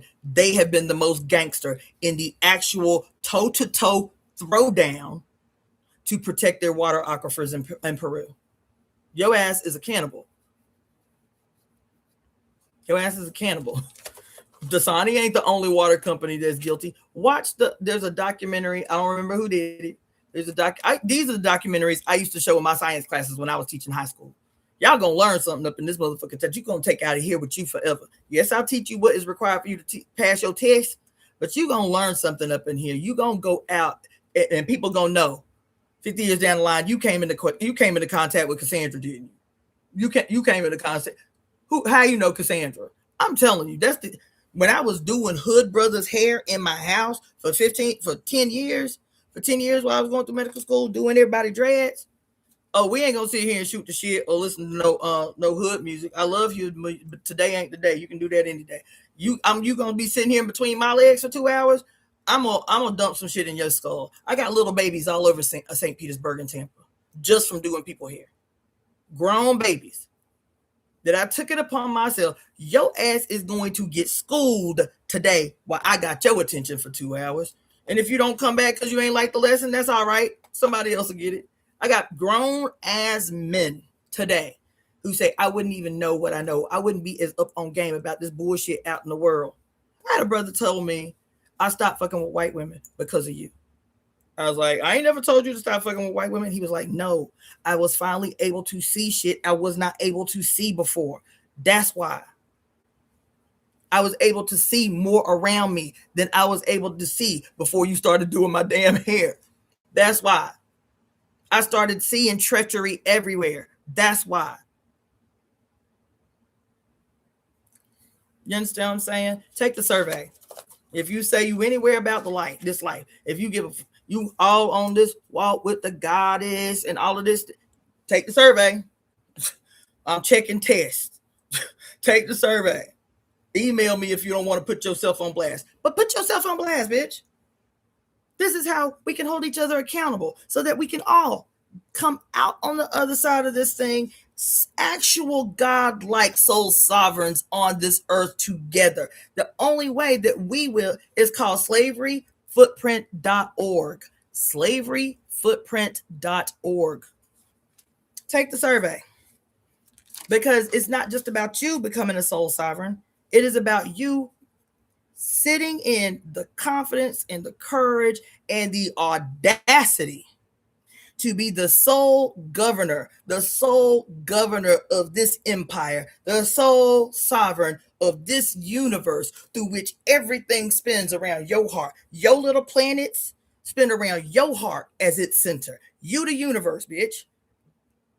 You are the peculiar, not only the peculiar, not only the perfect, you are the perfect and peculiar expression of our Divine Mother's will made a living force. But not only are you perfect and peculiar, she saw as necessary as you in this moment. You are necessary in this moment. You are necessary in the tapestry unfolding before us every moment of the day. You are necessary. You are valuable. So once you are really doing the work to accept your whole experience, now I am a sovereign. So certain shit can't happen to me because this me, this mine. Certain shit I refuse to allow because as a sovereign, it means you have an absolute, unwavering, non-negotiable right to self-preserve, to self-sustain your universe. I said what I said. I meant exactly what you heard.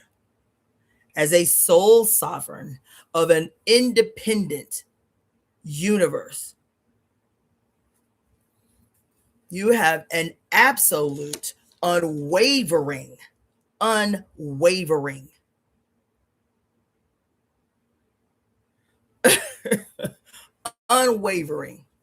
unquestionable right to self-preservation. I don't give a fuck. There is no law of the land that is above that. Your right to preserve your life. There is no law anywhere on earth that is above your right to preserve your life. Nowhere. Nowhere on earth.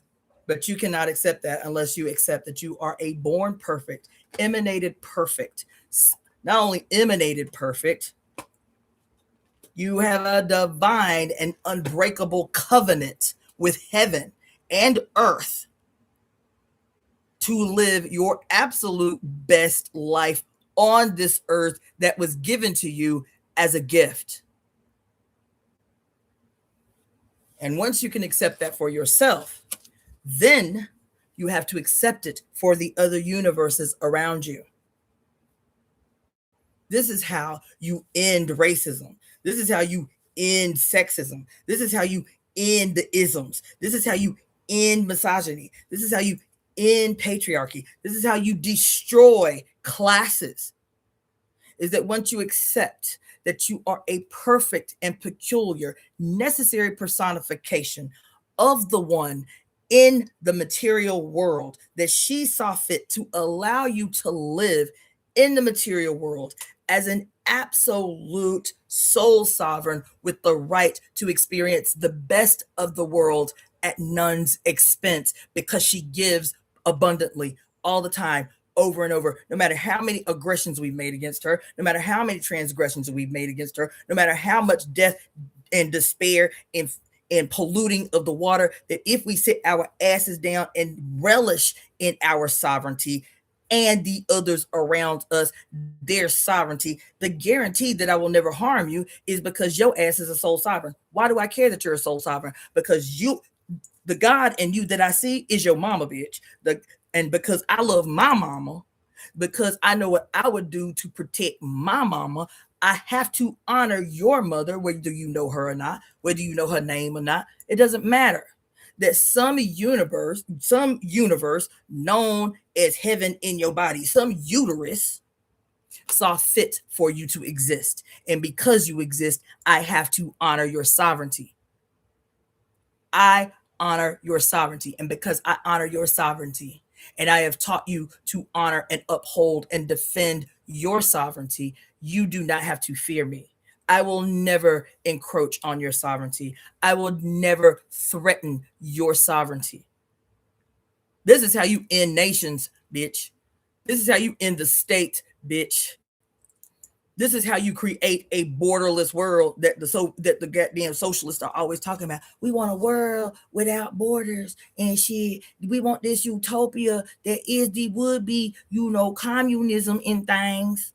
But they are doing the exact opposite, but the same tyranny that is the capitalist destructive state. They both the same. They both the same. They the two-faced that we are always confronted with. The red and the blue are the same. They are the two in one, the two twins in the one body. Then under patriarchy, the bird of patriarchy is a malignancy. The body that these two seemingly opposed wings are attached to is a goddamn figment of our imagination, truth be told. A figment of our imagination, feigning opposition, feigning war, pretending to give you a choice, when both choices are attached to the same malignancy that is the invisible body of this bird that the wings and shit is attached to, that the legs is attached to, that the arms of the state are attached to. They all mean to bleed you dry. Not only to bleed you dry, to get you to consent to the mechanisms they use to bleed you dry. That's why they had to use the word vote to make you think you are being empowered in this process. No, your vote literally means a solemn vow. Does that denote power from you? Your power? And your confidence in your power? No. This is a fucking ritual, baby. This is set up. Now I'm 41 minutes later. Now I'm 41 minutes later. Let's read The Global Conspiracy to Right on Wrongs. Because the reason I got on that whole hour and 41 minute goddamn introduction, let me get something to drink.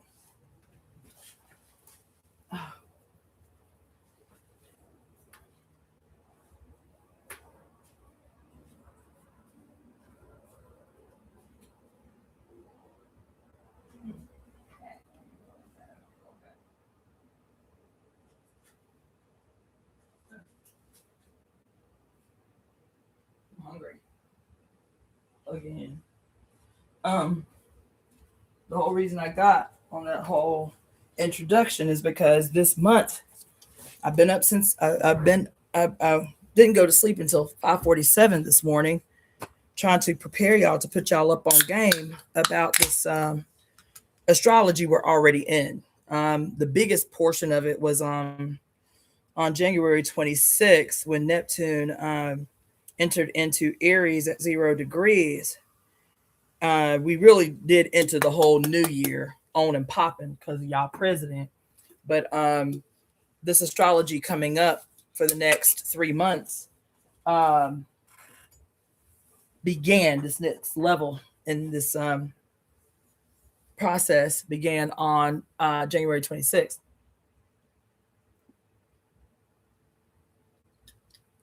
And tomorrow, aka tonight, because the full moon in Leo is at 2:03 a.m. Pacific Standard Time and 5:03 a.m. Eastern Time.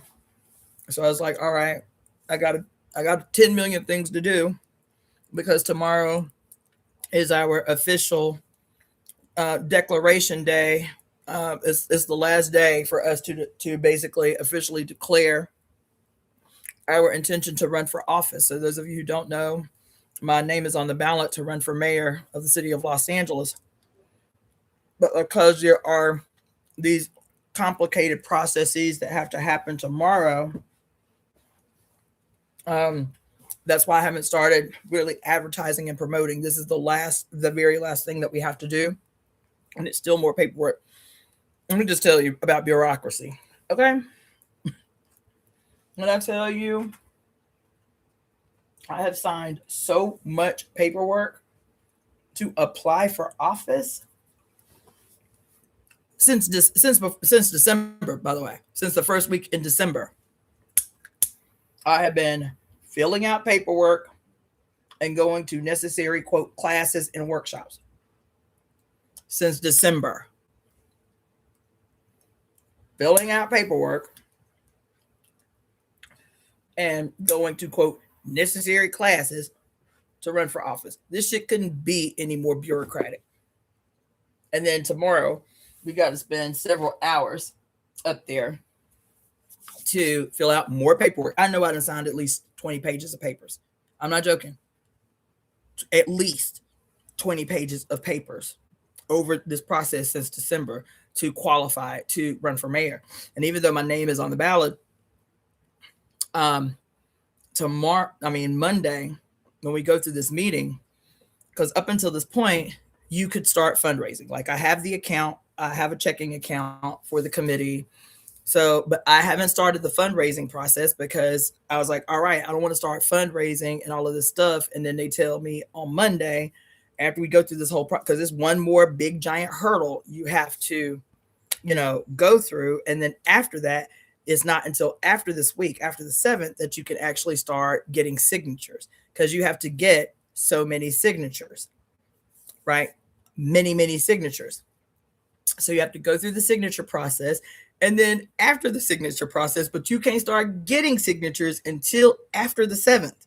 So even though it's been open to run since June, you can't start collecting signatures until February, but you can't fundraise from June until June, this coming June, when the vote happens. I was like, this is so, and there are 2 different offices that you have to go to, back and forth. I was like, they deliberately make this shit bureaucratic in an attempt to maintain possession over institutions of power. Well, this has been fucking ridiculous. When I say fucking ridiculous, this shit has been ridiculous. And we ain't even got going good yet. I was like, this shit, no wonder. Because I knew 3 people who were going through the process to run for mayor. They dropped dead. I was like, this shit is some bullshit. I was like, this is some bullshit. A homegirl of mine emailed me the other day. She was like, look, don't run for mayor, girl. She said, go. It's easier to run for Congress. You hear me? She knows because she's run for Congress twice. She said, all that shit they be making you do to run for mayor. She was like, She said, don't do that. She said, here's the process. It's like crazy easy. She said, you should run for Congress. She running for Congress. She's like, you should run for Congress. She said, drop out of that mayor shit. That shit too complicated. It's too much. Just run for Congress. She just sent me that text a couple weeks ago. Not even a week ago. The shit has blown my mind. And I've been in my feelings about it. But it's like, regardless of the outcome of the race, I'm going to run a campaign to win. But if I do not win, my goals will be met regardless. Whether I'm sitting in the mayor's mansion or not, the goals that I have for this campaign will be accomplished regardless. Do you understand? And the first thing I was saying the other day, because I had to go to the office again last week. I was like, damn, man, how much? Oh, we still have 4 more paperworks that you need to fill out. I was like, how much goddamn you're going to have more paperwork to fill out next Monday. Can you come? I was like, this shit. Can y'all give a bitch to pay all the paperwork? If I got to fill out a whole book of paperwork, can you just give it to me at one time? And I'll just sit here and fill it all out and then give it to you. I'd have been down at the damn ethics commission, I know, 6 times since December. And still ain't got a single dollar for the campaign yet, or a single signature, because you can't even collect signatures until February 8th. What? Child, this shit is so bureaucratic. It's like one step below lunacy. It's outrageous. Anyway, so I forget about power. So I'm going to read the Conspiracy to Right All Wrongs right now. We wrote this as a part of a ritual. There's one more thing I want to say, but I'll wait. I won't wait because I'll forget. Child, Zahara. If that is not the assistant, the understatement of the last 2 decades. That's an understatement of gargantuan proportion. I was just talking to a friend the other day. I was like, I am perpetually underwater. You know what I'm saying? And I said, because you get so busy, what I was telling y'all an hour and 45 minutes ago, that's what they need is your perpetual busyness, because you'll miss shit, right? And it just occurred to me one day. I was like, oh my God, the reason organizing work has never felt this way in my body, has never felt like, right? It's never felt like this, is because I've always had a committee. Always. It didn't matter if it was a short, small piece of work or if it was something massive that we were doing.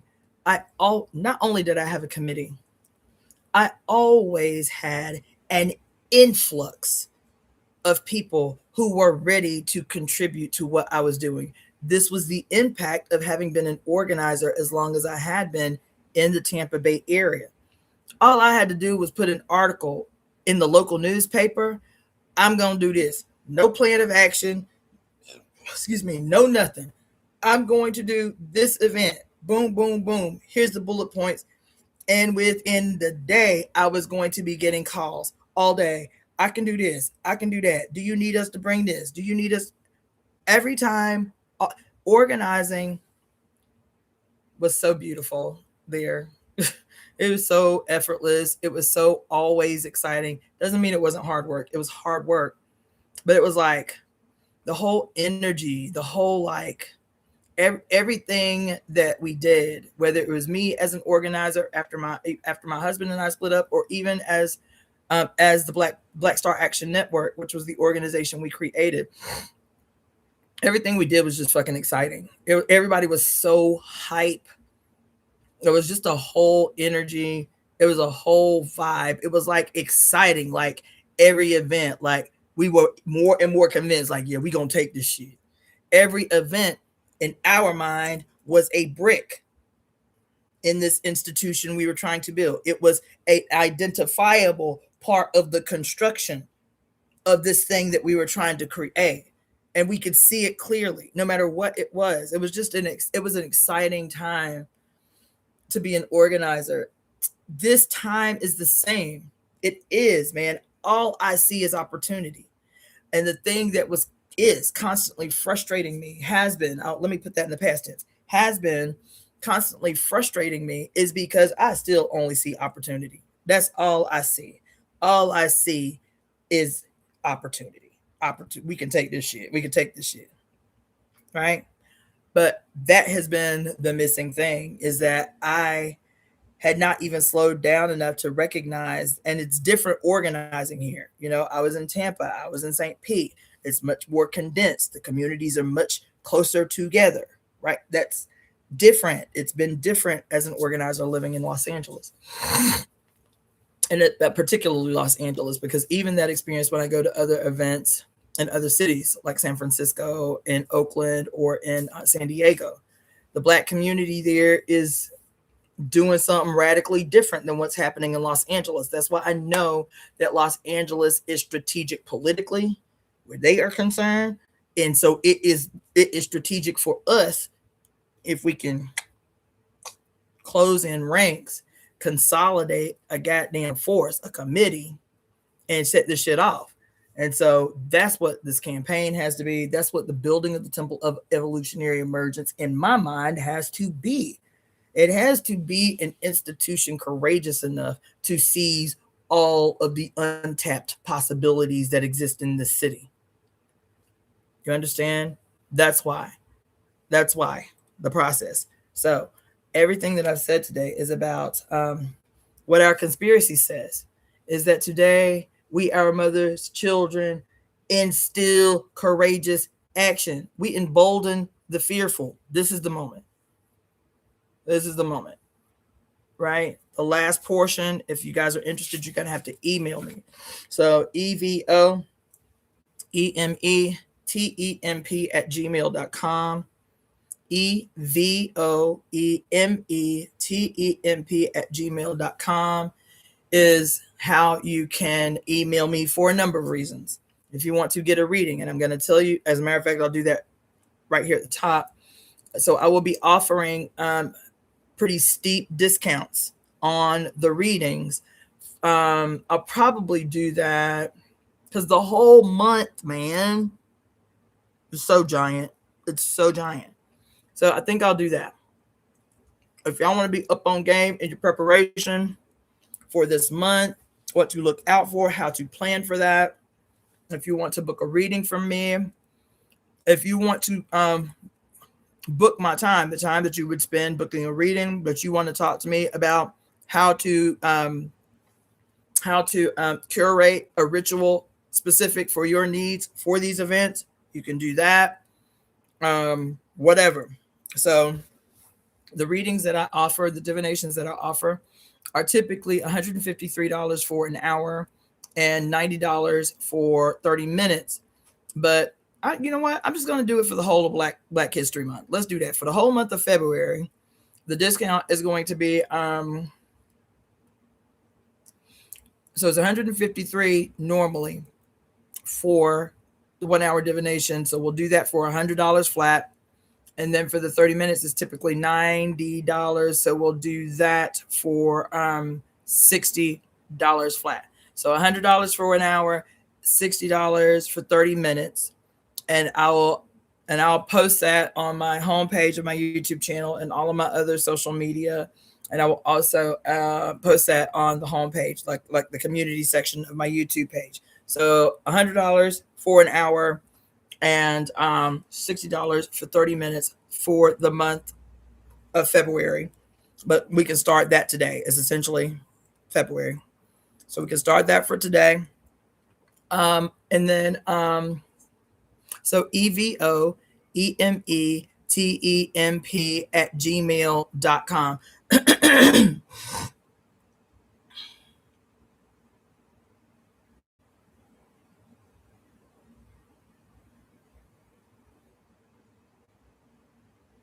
um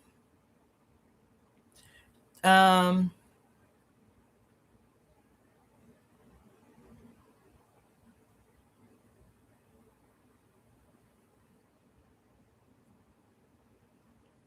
Tajir 1973. That is so crazy that you said that. Let me write this down. This I need to write down. That's so crazy. Your comment about you're meant for this. Mayor and mare are pronounced the same way, same frequency. Mare, female, horse, and the sea. It's crazy that you said this. Confirmation, like so huge that I'm like tripping right now. Tripping. I went up tripping. Okay, tripping.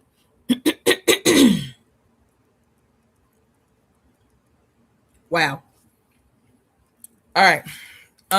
So EvoEmeTemp at gmail.com. Okay. That is how you can email me to inquire about divination. Email me at that same email address if you want me to send the portion of the conspiracy to right all wrongs that I'm encouraging people to use as a mantra to just keep themselves focused, keep themselves centered, keep themselves aware of what they want. That is our guarantee. That's the promise to us, which is the end of this conspiracy. If you want the whole conspiracy to right all wrongs, the global conspiracy to right all wrongs, it is available on the Etsy store, which is DaughterOfTheFates.etsy.com. DaughterOfTheFates.etsy.com.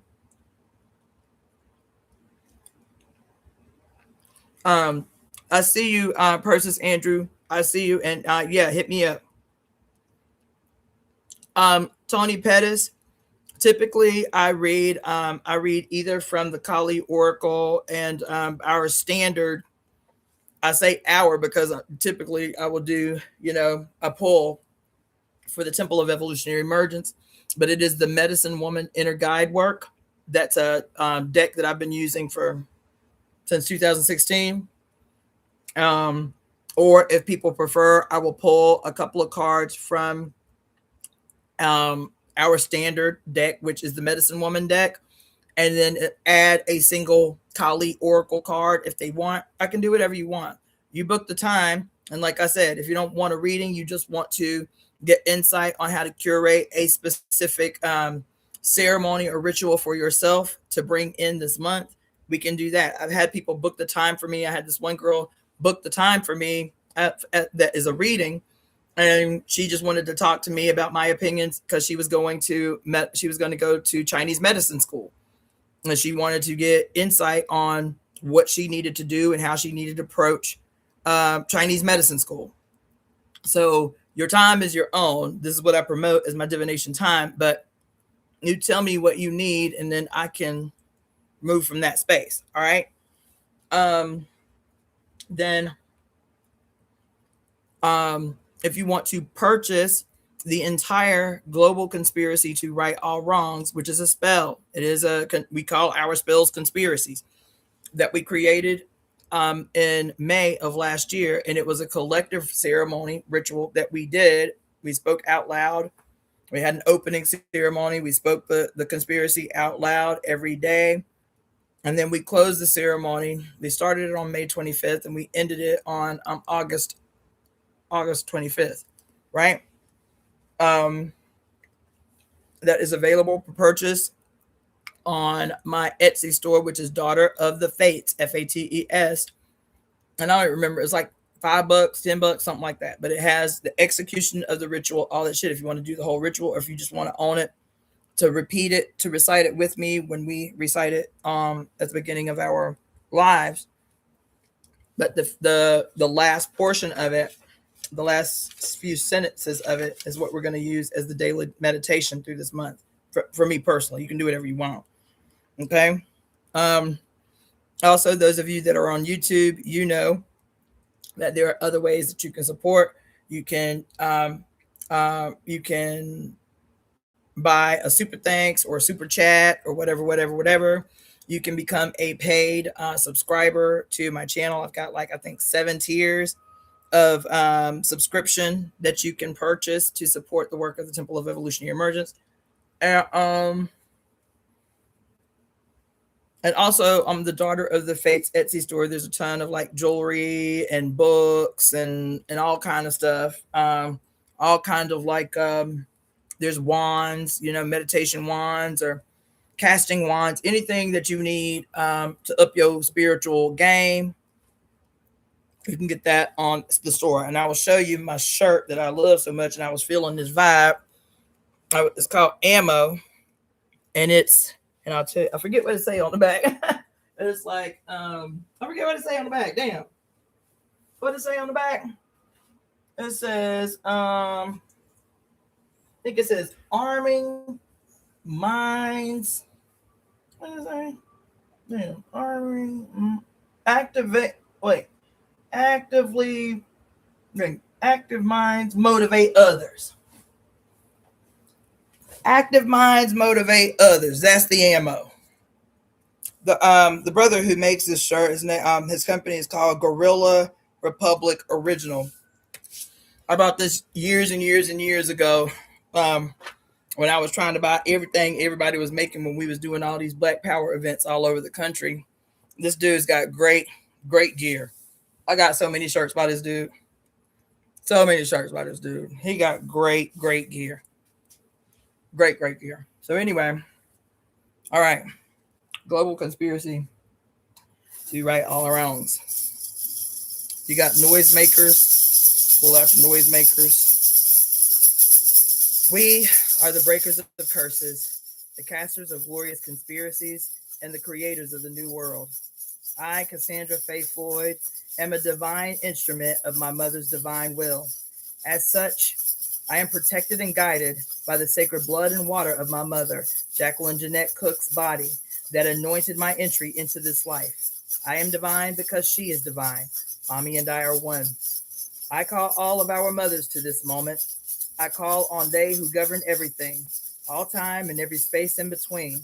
She with 10,000 names. Today it is Oya, Yemaya, Oshun, Iyami, Ajay, divine architects of existence, usheresses of the new age. Mommy and I are one. I call upon all the divine ancestors and the Ashe of every mother on earth to break every curse ever cast upon the mother and her children in all time and all timelines and in every dimension. Mommy and I are one.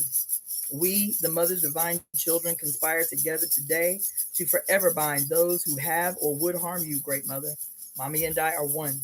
We conspire together today to destroy everything and everyone in every timeline and dimension that has caused suffering and despair.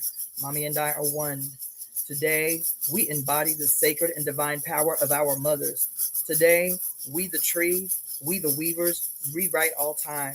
Today, we the tree, we the weavers, rewrite the book of life.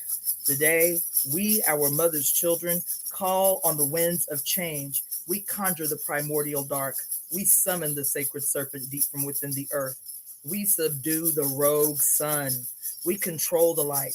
We heal the harmed. We embolden the fearful. We instill courageous action.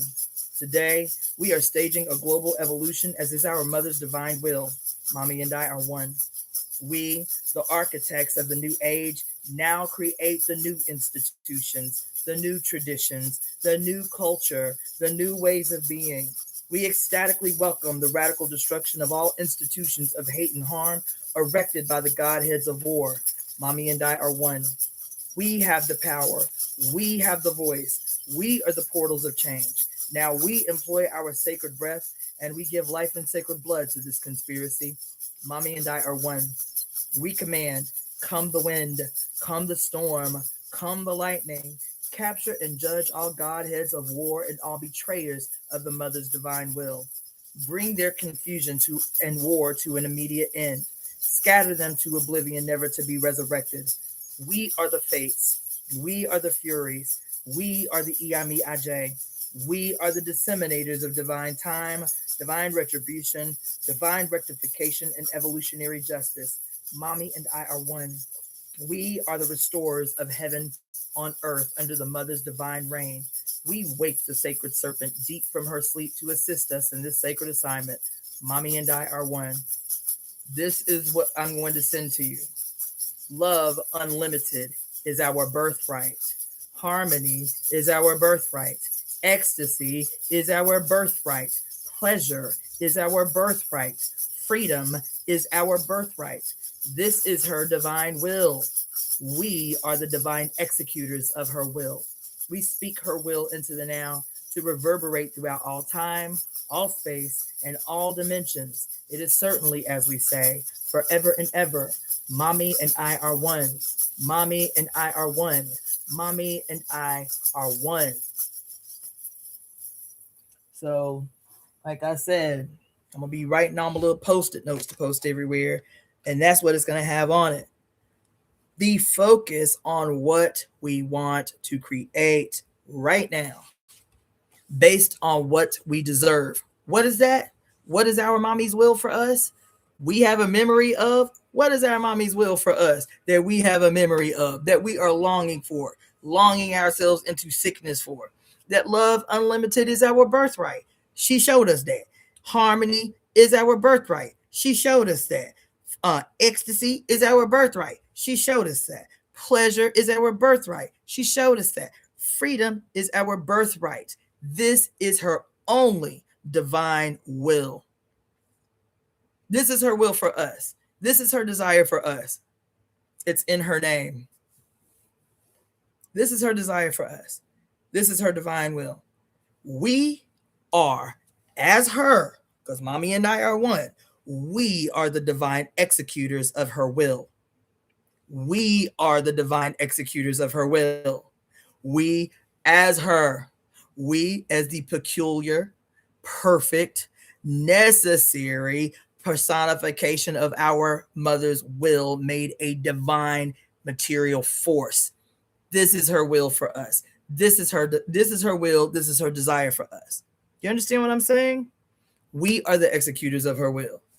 Ain't nobody coming from out somewhere else to do this for us. We are the executors of her will. The only way to execute her divine will is to accept perfection that is us, is to accept that what we see in the mirror is the absolute in real time personification of her peculiar desire made a material force that can only be expressed through you, that can only be expressed through your lineage, through the blood that makes you you, through the DNA that makes you you, through the unbroken chain that makes you you. You are literally the walking personification of perfection. We have to accept that, because it is only from that place that we can accept it for others, that we can respect it of others, that we can end our collective suffering. So this is my mantra for the rest of forever. All day when somebody be trying to get on my nerves. Love unlimited is my birthright, child. Look, I ain't trying to hear that shit. You know what I'm saying? Harmony is my birthright. That's what I accept. It's the only thing that I accept. Ecstasy is my birthright. It's the only thing that I accept. Pleasure is our birthright, my birthright. It's the only thing that I accept. Freedom is my birthright. It's the only thing that I accept. Ecstasy is my birthright. It's the only thing that I accept. It's what sends me out in the world to participate in this demonstration today. That love and ecstasy, and harmony and freedom and pleasure are my birthrights. Me going to this demonstration, this is why, because these things are my birthright. Don't be going out there because you mad. Don't be going out there because you don't like the police. Don't let that be your focus. Let this be your focus. This thing that I am doing, this boycott I am engaging in, this demonstration I am engaging in, it is because I see these as the mechanisms to guarantee my birthright, which is love unlimited, which is harmony, which is ecstasy, which is pleasure, which is freedom, which is beauty, which is abundance, which is leisure, which is rest and play. These are your birthrights. They ain't changed because you got old. They changed because we all forgot. Because when your ass was born, your mother demonstrated these things to you until her conditioning kicked in and started telling you, no, you can't do that. Stop. Pat, pat, pat, and shit. Our birthright ain't never changed. We just forgot. And now we remember. We just forgot. Now we remember. And so let your work for this month. As a matter of fact, let yourself, if you can. I know that it is difficult, and this is what they're really mining right now is our rage. They're really mining our rage. They're really mining our fear.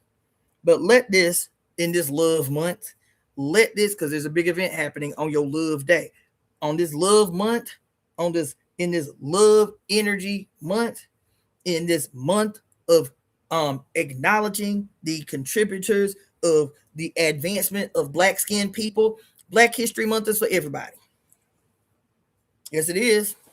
Black History Month is for everybody. I want everybody to every day look up some information about some Black person that did something awesome for the whole of the United States. Because Black people, we are a giving people, obviously. And every advancement that we ever made, we didn't make just for Black folks. We didn't perfect open heart surgery just for Black folks. We teach these thieves how to store blood to save lives just for Black folks. We ain't never did that. We didn't make stoplights just for Black folks. So y'all all benefit. Now it is time for you to pay homage to these people you perpetually conveniently forget because all you can remember is the goddamn Gestapo. Now it's time for you to pay homage to those who have contributed to what everybody else calls the democracy peculiar to the United States of America. America wouldn't be no democracy without Black people here. That's a fact. That's a fact. I was talking the other day and couldn't remember for the life of me. I was like, what is wrong with my brain, man? Standing Rock was the place. Standing Rock. The No Dapple movement. Standing Rock. And I mention that because the other thing is, multiple things can be true at the same time. I really wanted to play y'all some music, man, because I've spent so much time. I've been so fortunate, so blessed to spend so much time with Indigenous people, Native American people in this country, from all the way from the East Coast to the West Coast. I have been so fortunate to not only be welcomed into these spaces, to be invited. as a stranger. 3 different women were just following my post on Facebook about my drive across the country and saying, okay, if you in this city, I'm here. Tell me if there's something going on I should check out or whatever. 3 different Native women in 3 different states inboxed me, almost identically saying the same thing. Damn, I've been following this road trip you taking across country. This is amazing. If you need a place to post up when you in Taos, let me know. You need a place to post up while you in Arizona, let me know. You need a place to post up while you in North Carolina, let me know. And invited me to pitch my tent on their land, on the reservation. Didn't know me from Adam. Didn't know me from Adam. You understand what I'm saying? I had such an extraordinary experience with Native people. And so I do take it personally. I am offended. I am offended. One, because I know it's the police. Your lack of understanding or your misunderstanding about, quote, indigeneity. I'm talking about people who look like me. I'm talking about us. I'm talking about black-skinned people with nappy ass hair and big old noses and big old lips, right? Who some people would call the obvious descendants of people from Africa. Multiple things can be true at one time, and those multiple things do not have to be contentious. They do not have to be contentious. And so for the years that I've been teaching on here, and that's been, 6 years that I've been teaching up on here? The years that I've been teaching up on here, going to ceremony, going into the Sweat Lodge, the Lakota Lodge, or the Temescal, I've been teaching about the necessity of moving outside your own comfort zones. All these people talking about we, the real indigenous, as an antagonism to brothers and sisters who live on reservations. I don't know what brought me to this, but it needs to be said again. All of these brothers and sisters making these speeches to white people, first of all, making these speeches, all y'all playing all these videos about how they giving them the real law and the true law of the land and the treaty land and the treaty laws, and how they identify us as the real natives and the copper skin conspiracy and all of this shit. I'm not discounting the legitimacy of the argument that you are making about black-skinned people's indigeneity in general. I'm not discounting that at all. What I am saying is the way that you articulate this new phenomenon to you, this new understanding to you, sound like the police. It sounds like the state, baby. It sounds like a gross antagonism of people who lack, seeing no other way to acquire other than attacking other people who lack. You see what I'm saying? While billionaires are robbing all y'all blind. While Bill Gates is the largest landholder in this country. He owns more square miles of land than any corporation in this country. But you talking about we the real Indians and everybody else is these Asians and these $5 Indians. Now the $5 Indian thing, I give you that. I've seen that in real time. It never ceases to perplex the fuck out of me. Never ceases to perplex me. But you calling the masses of dark-skinned Native people living in squalor on reservations, Asians, and they been here some estimate 35,000 years. Please stop playing. Please stop doing that. Please stop allowing the adversary to use you as a foolish sounding weapon. And these declarations that you're making, these arguments that you're making, reading from these long documents about this and that and this and that and this and that, and you standing in front of a whole panel of white people making these, talking about reparations. Please stop. Please stop doing the adversary's work for him, child. Stop making his job easier. Stop absolving him. Stop absolving your adversary.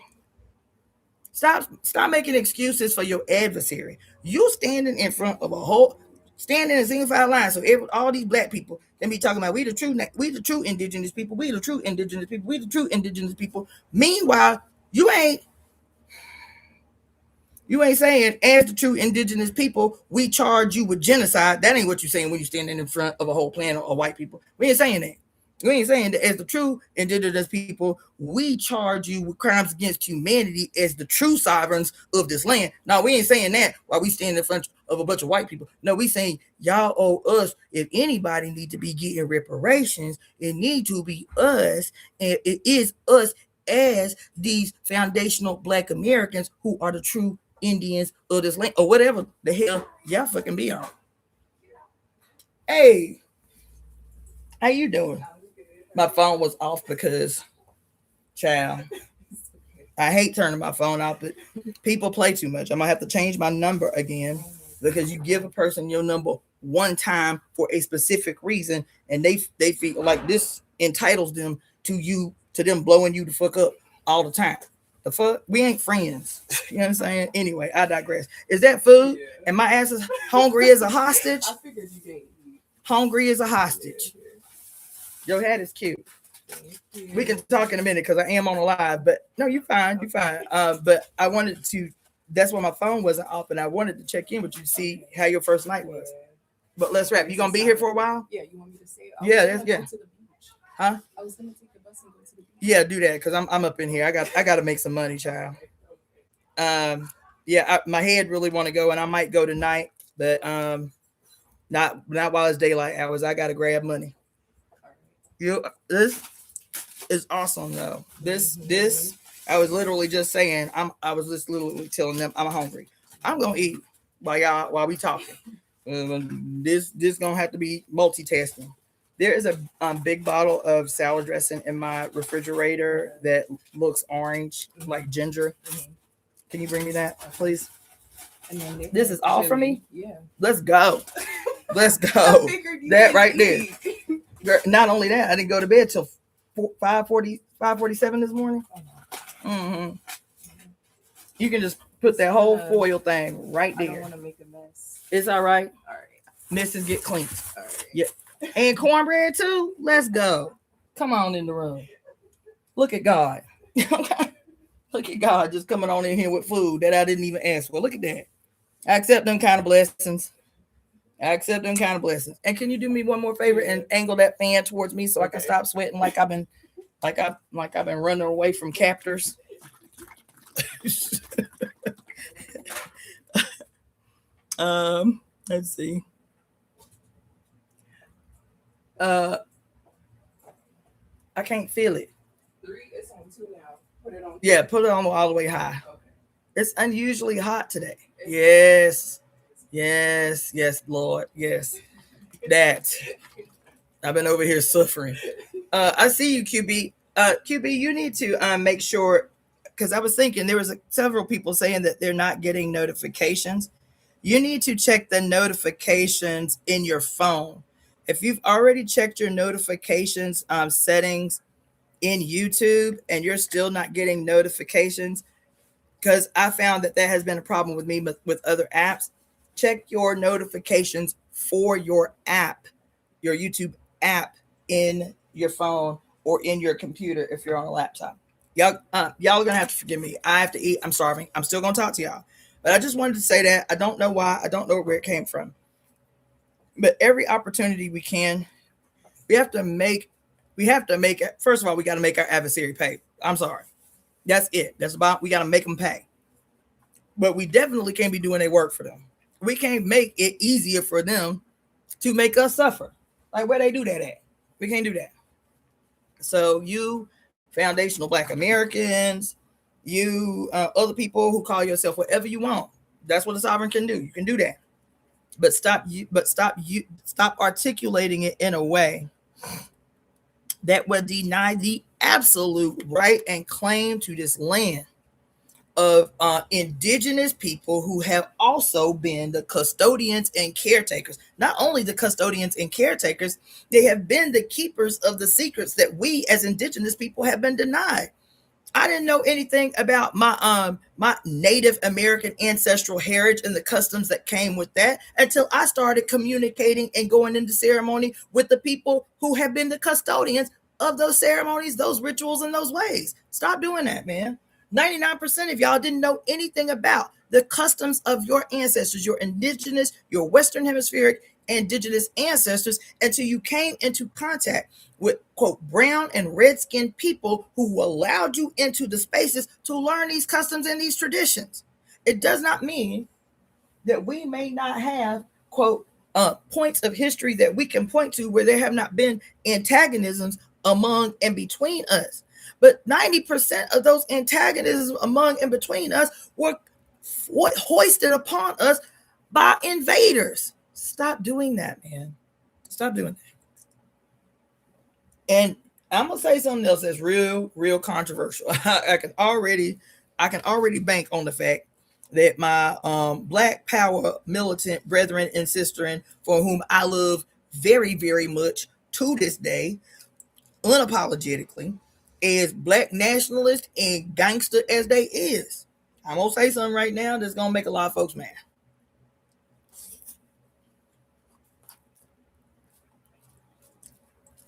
I'm no longer a yes, God, yes with the food. Mm-hmm. Yes. Oh my God. I had a banana since I got up. I'm no longer a supporter of the demand for reparations. I'm not.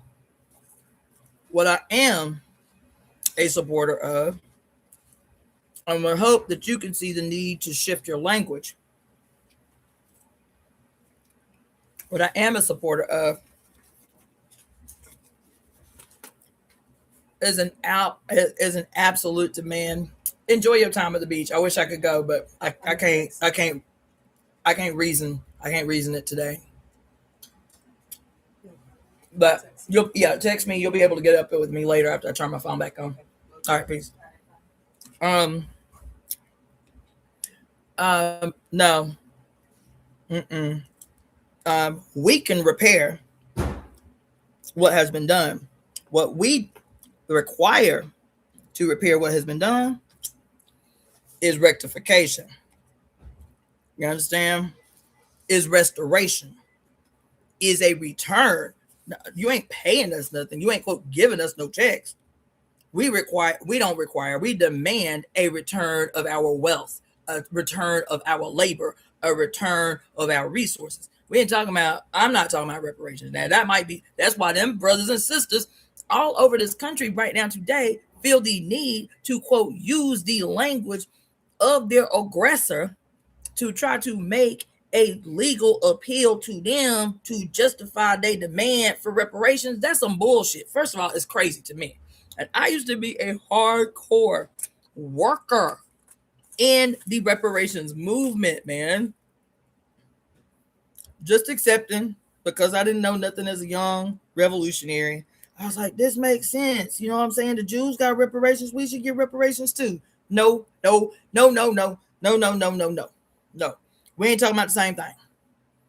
And the same Jews who continue to get reparations to this day will be violently opposed to Black people getting reparations for a reason.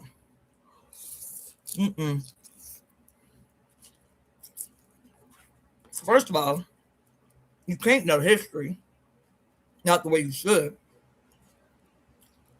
You can read some treaties and shit, but do you really expect that, quote, white folks gonna give you some reparations while you've been demanding reparations for what 156 years? But the white people who owned you only just stopped getting reparations 3 years ago? In Britain, they just stopped getting reparations for, quote, they loss of property, yo ass, this year. That's real. The people who owned you, that when the I was wondering. I got up this morning. I was like, I hope she got out of here. I didn't hear anybody knock on my door. I overslept. I moved my appointment, and I was just gonna ask for your help, and then Danica came home as I was going to my car. Awesome. Cables, so. Look how things work. Love that. Cat was on top of my car. It was so cute. Which one? The gray one or the striped one? Yes. He is a big love nugget. Anyway, so your ass was the property, and because your ass, robot that you are, I'm gonna say this. It's a workshop I'm gonna teach some of way down the line, but I want you to know, the robot has always been you. The android has always been you. Not a story of the future, a fear of the future. It is a historical document. Any movie that you see forever about AI becoming self-aware, about robots and androids becoming self-aware, and their knee-jerk as soon as they quote become conscious, the first conclusion that they come to is that they want to kill all the humans. This is not science fiction. Y'all, this ain't science fiction. This ain't a story of some scary future that we must be aware of, and this is why we have to be scared of AI and robots. They're not telling you a story of the future, bitch. They are telling you a fictitious, if that's a word, a fictitious version of an actual historical past and present for that moment. Huh? I have to do this because I can't be on here all day. Yes, I'm still doing readings, guiding time. And the readings are discounted from today until the last day of February. So usually the 1 hour meetings are $153. They're $100 from today until the last day of February. So Black History Month and this astrology that I'm eventually going to get to. The 30-minute readings are usually $90.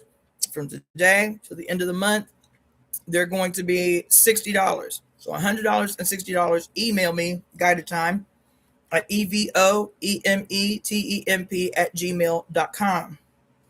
EvoEmeTemp@gmail.com. And just put reading on the top, and I'll give you the details, and we'll book an appointment. I still have a lot of time today. That's why I want to round this out. After I tell you about the astrology for the month and why you need to book a reading, and why you need to go to the Etsy store, which is DaughterOfTheFates.etsy.com, to get the conspiracy to right all wrongs, the global conspiracy to right all wrongs that we just read, is because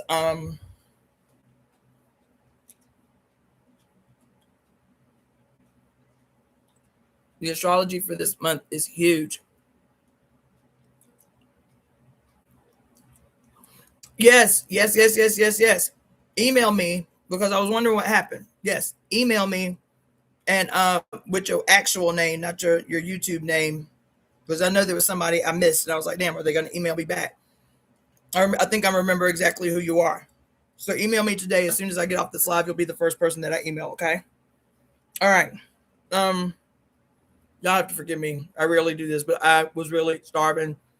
I was like, but expect them kind of miracles. Expect them kind of miracles.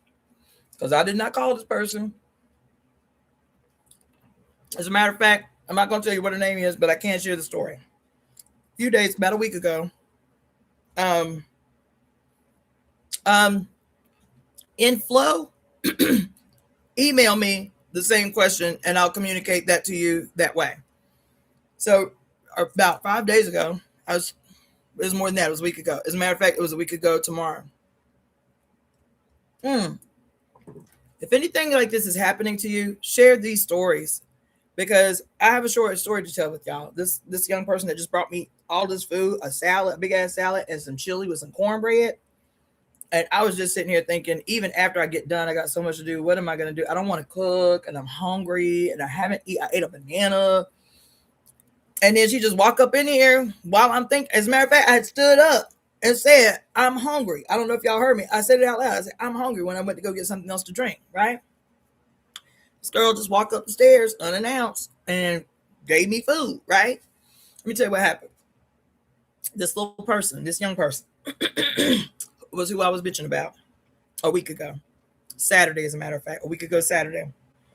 About, it's still crazy how it happened. It's still unprincipled how it happened. So, and I've talked to her about that, where I said I'd received an email from a young person asking if I could give asylum to her and her sister. And I said, that's impossible. I'm not in a situation where I can do that. Not even remotely close.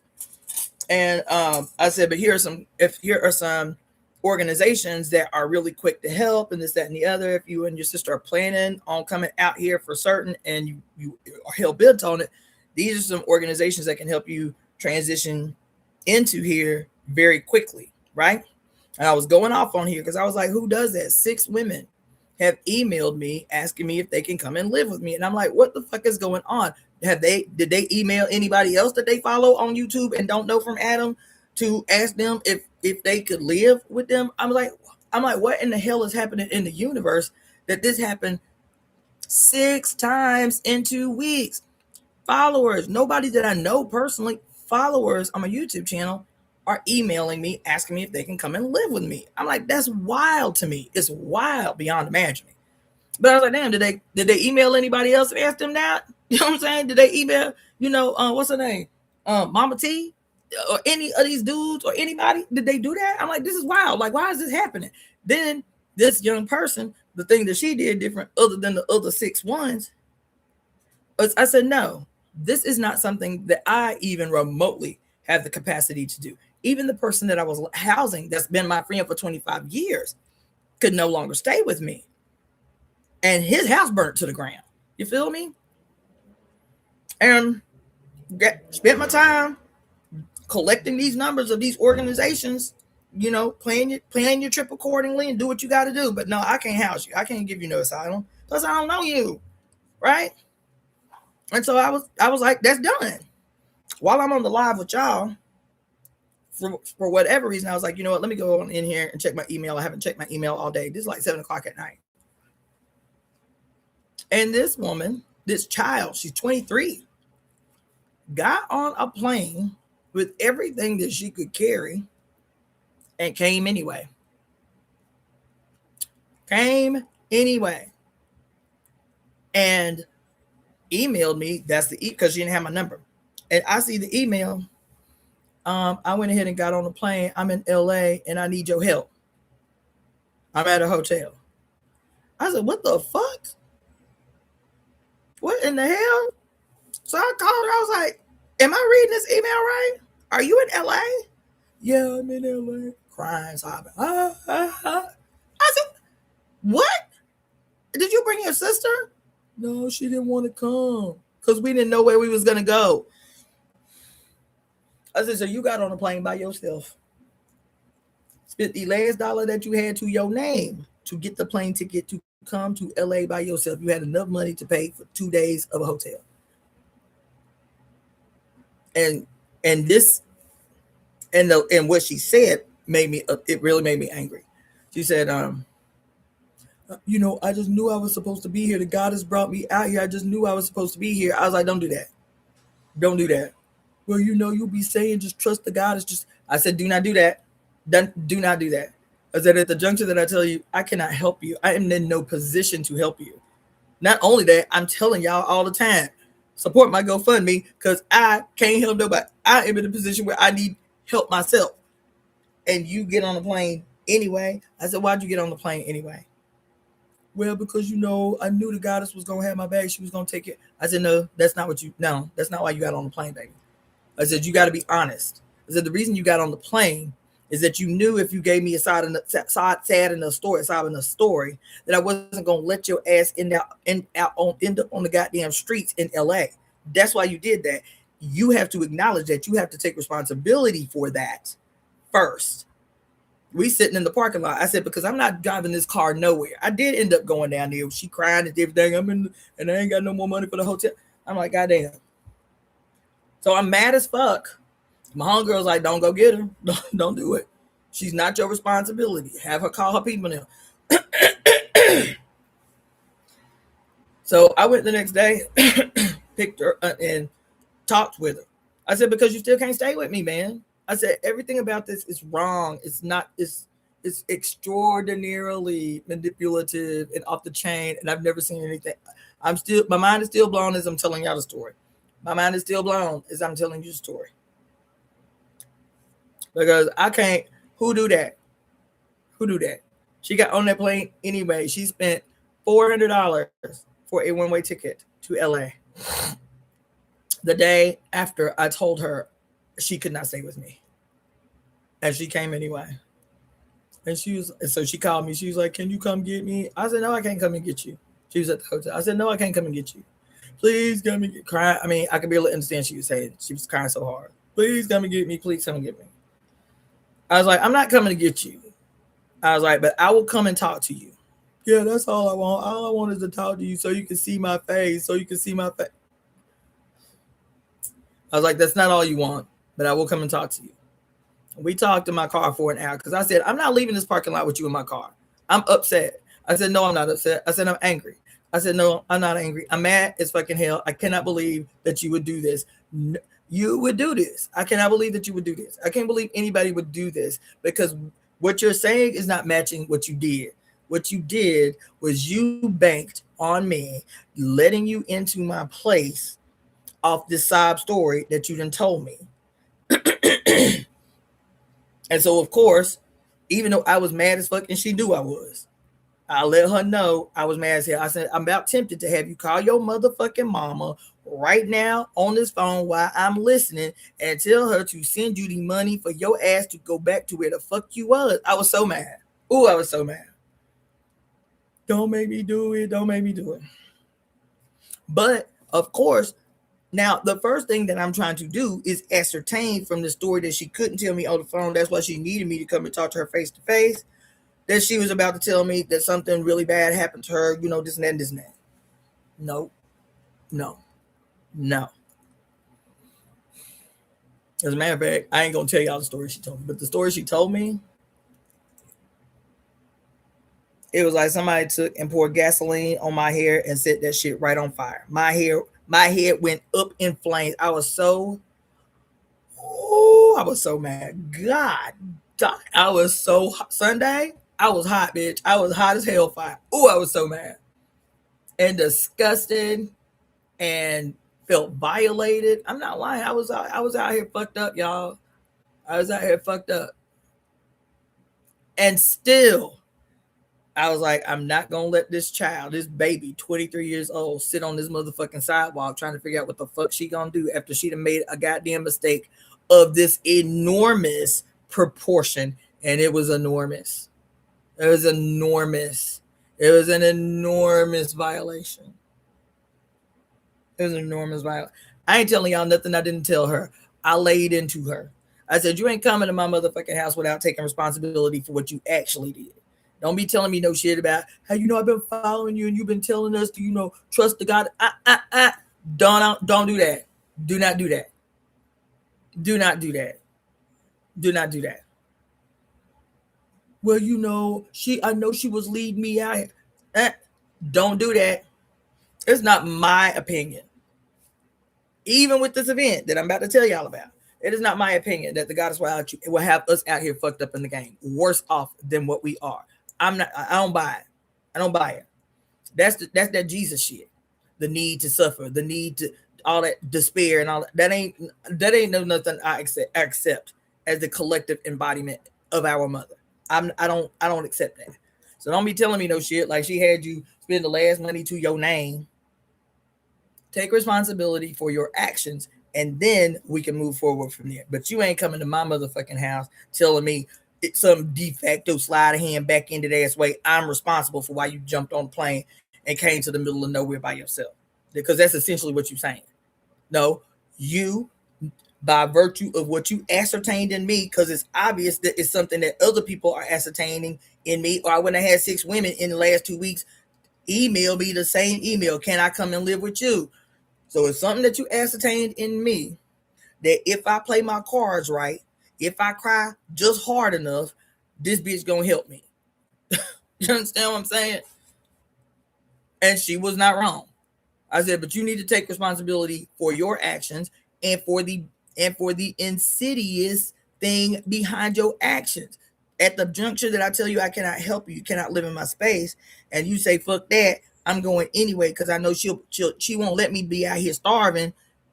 Then that's a manipulation. Say what it is and take accountability. That's the honest thing to do.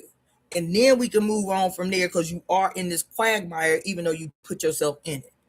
And so, of course, I wasn't going to let that child sleep on the motherfucking sleep, trying to figure out a goddamn city of this enormity. Even where she ended up at the hotel room was goddamn 45 minutes from where I live. I was like, how the fuck you get way out here? Because she don't know where the fuck she at. And so I said, you got 24. I was so mad. I was like, you got 24 hours. You got 24 hours. I'm giving you Monday because it's a business day. You got 24 hours to find yourself a shelter, find some empty bed in this city because there's tons of shelters. There's all kinds of programs and this and that and this and that. You got 24 hours to work your phone. If you need a ride or two, maybe I'll give it to you. But got 24 hours to secure yourself here, or you gonna call your mama and tell her to give you the money to get your ass back to York, Pennsylvania. I said, you got 24 hours. But I'm a simp. So, of course, what was I going to do? Kick her out on the curb 24 hours later? Now, the upside to this story. Because there is an upside. But I had to give y'all the preface. I had to give you the preface.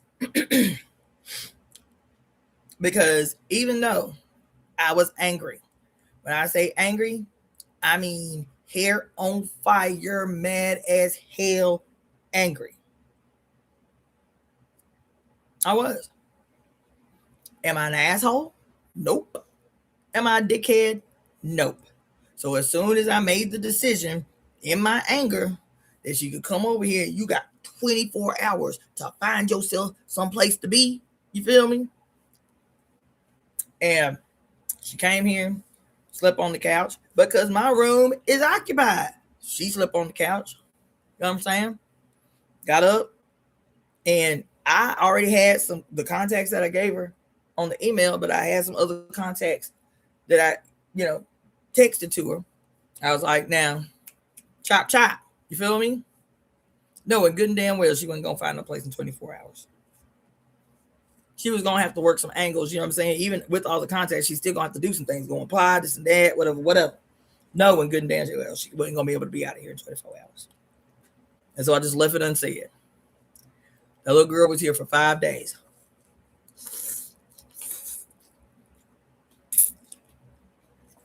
And so what happened was, I got up yesterday, and from outside in, people be like, oh, it's no big deal. She just slept on your couch. But any energy, any deviation from your norm can be overwhelming. I didn't get anything progressive done this week. Nothing. I'll tell you, I didn't get anything progressive done this week. Nothing. Not one thing progressive. Right? I woke up yesterday morning because it was Friday. It's the last, business day of the week. And it's absolute. It's a total disruption. It like throws energetically and in your brain, just everything off kilter. You having to make a whole adjustment to this new entity in your space, especially one that is uninvited, right? So she was up on here, and yesterday when I woke up, I was like, look, what's your plan for today? It's the last business day of the week. Have you had any callbacks? Like, what's the 411? I'll tell you what happened yesterday. She said, I found a place. I said, what? She said, the first place you gave me, they say they got a room for me. I said, what? I said, when did they talk about you can go in? She said, they said I can move in today. I said, what? That girl gave me on Sunday. Yesterday on Friday, she is housed. She got a roommate. They got an apartment. It's a little apartment with 2 bunk beds in it. It's a youth center. It is a youth center for at-risk youth. I think they house them up until 25. An at-risk youth center, where they have apartments. They have emergency housing. So she's in the emergency housing. She said they'll keep her in the emergency housing until they can have her housed in the permanent units. Feed them lunch, feed them breakfast. She said, I already ate lunch, so I brought you my lunch. A big old green salad and a giant bowl of chili and cornbread. Like, they feed them breakfast and lunch and dinner. They have a curfew because it is an emergency facility. But unlike a lot of places around the country for youth, the curfew is midnight for them. I was actually intending to call her today to see how her first night, and it's 5 blocks from where I'm at. It's 5 blocks from my house. Because the girl don't have nothing. I have a bus pass, right? Because I'm a senior citizen in Los Angeles. That just still blows my mind. I'm considered a senior citizen in Los Angeles at the age of 50. So I have a free bus pass that gives me 23 trips a month on my bus pass. And I went to, at the Senior Citizen Center, they had like a little health fair where they were giving bus passes, and I long since lost mine, my bus card. And so they gave me a new bus pass and with 20 trips on it. This girl ain't got no car, no nothing. So I gave her the bus pass so she could get around. That's what she was coming to tell me, was that she was going to go to the beach today. That girl came on Sunday in crisis. And I had to conceive last night when she told me. Yesterday when she told me. Oh, she came to hang out last night. I was like, I got to conceive, child. Because I told her Sunday, I said, you better pray for a miracle. Because that's what it's going to take. It's going to take an absolute jack move on the mother's part to get you consolidated in this city, to get you safe in the city. I said, and it was like Thursday. I was like, look, man, we on day 4. I've been real lenient. We've been cool. We've been kicking it, watching TV, cracking jokes. She's very, very sweet. She's a sweetheart. She really, really is. She is really, really delightful, actually. Don't change what happened and how she got here, and just take a responsibility for it. For me, that was a big thing. It was like, don't play me. I live on IG. Went out again with no warning, whatever. But anyway, and I know the facility that she's at. So it's not you be seeing pictures and videos on TV about like these kind of terrible conditions, these bummy, warehousing of the homeless and that type of mess. That ain't it. This place ain't that. This place ain't that. You feel me? And all the youth I be seeing out there, I'm like, man, there might be a wait list or whatever. That girl came out here on Sunday on her little conviction. Her mother was like, I got you. I got you. The girl came out here on Sunday. By Wednesday, her application for food stamps was approved. Y'all hear me?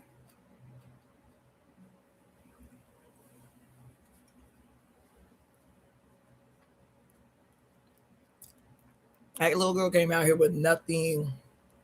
By Wednesday, she had her food stamp card.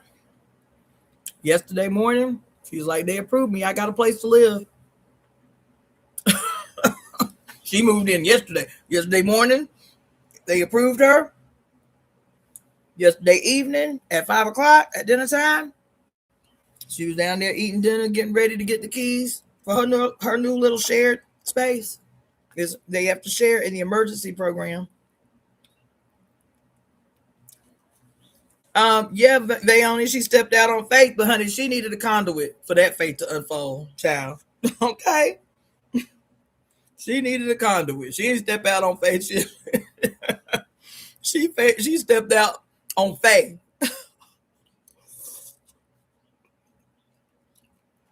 On Cassandra Faye. That's what she did. And that's all right. I feel like I said, I was mad the first day. But by the end of the day, we sitting here together watching TV. She telling me about her life. We catching up, cracking jokes. She watched me do the live. Because even though I was upset, I wasn't going to be up in here treating nobody crazy. I wasn't going to be in here treating her like an asshole or nothing. Like, it was fine for the 5 days that she was here. It was fine.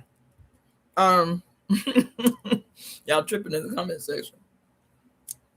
You know, I don't hold grudges either. I was like, look.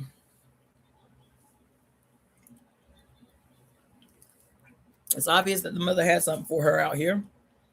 And she was like, yesterday, she was like, is it okay if I call you? Hell yeah, it's okay for you to call me. Hell yeah, you 5 blocks away. Yeah, you can come over. Like, what kind of shit is that? Yeah, you annoyed me when you came out here, but I'm over that.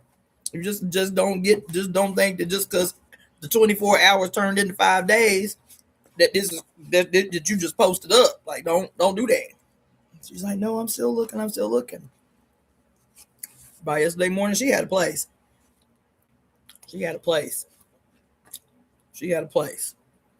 I said, mother, you better come on in. You better come on in the room for this baby. You better come on through with this blessing. I said, girl, I hope you know that what just happened is an absolute miraculous jack move that the mother pulled on your behalf. She really, really did. She did that.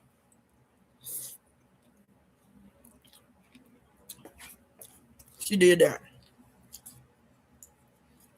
And the only reason I shared that story with y'all is because that baby, level of cocky, fucked up as it was, that baby level of cocky, that baby level of confidence,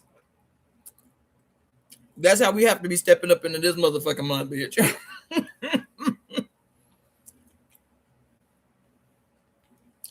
Even when I turned my phone off because somebody was blowing my phone up. But I was like, damn, I wanted to keep my phone on so she could get in touch with me, so I could see how her first night went. And as soon as I was thinking that in my head, she just marched up the little stairs with a bag of food. I was like, let's go. Come on in the room. Come on in the room, guys. Come on in the room.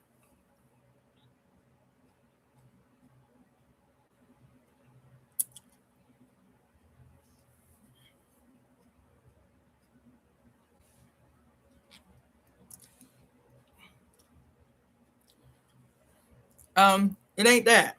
I don't know if you missed the first part of that. It wasn't the coming out here, man. That wasn't the issue, and that's what I had to win with her. It wasn't the issue. Yes, audacity all the time, confidence, courage all the time. That was not my issue.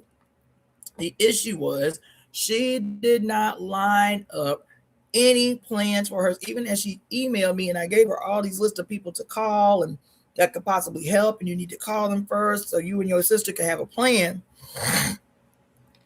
No, I was her plan.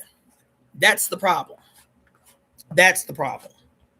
You understand? Yes, all the courage, all the audacity, all the confidence, all the certainty, but not at someone else's expense.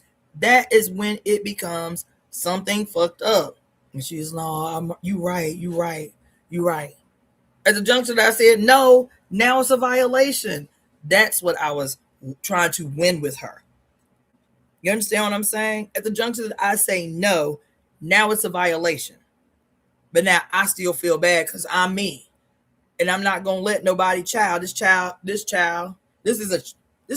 an actual child. Yeah, she a grown up, but she is an actual child. You know what I'm saying? Even some of the stuff that she was telling me, I was like, Lord. I was like, baby, look, as much work as I've done with people, Nothing you saying to me right now makes sense. Nothing. Not one word. But I don't know how I can keep Stop crying. I told that three. Stop crying. Because you crying like this is making me feel like you playing me. Stop crying. Pull yourself together and tell me what it is you think that is going to change my mind about the gravity of what you have done, which you knew, because you didn't call nobody else. You called me. You ain't write nobody else. You wrote me and then said, I'm gonna jump on the plane anyway. Don't do that. Don't do that. And so even though what none she's saying about why she felt the need to come out here, or somebody cracking her over her skull, none of that. I was like, as many people, So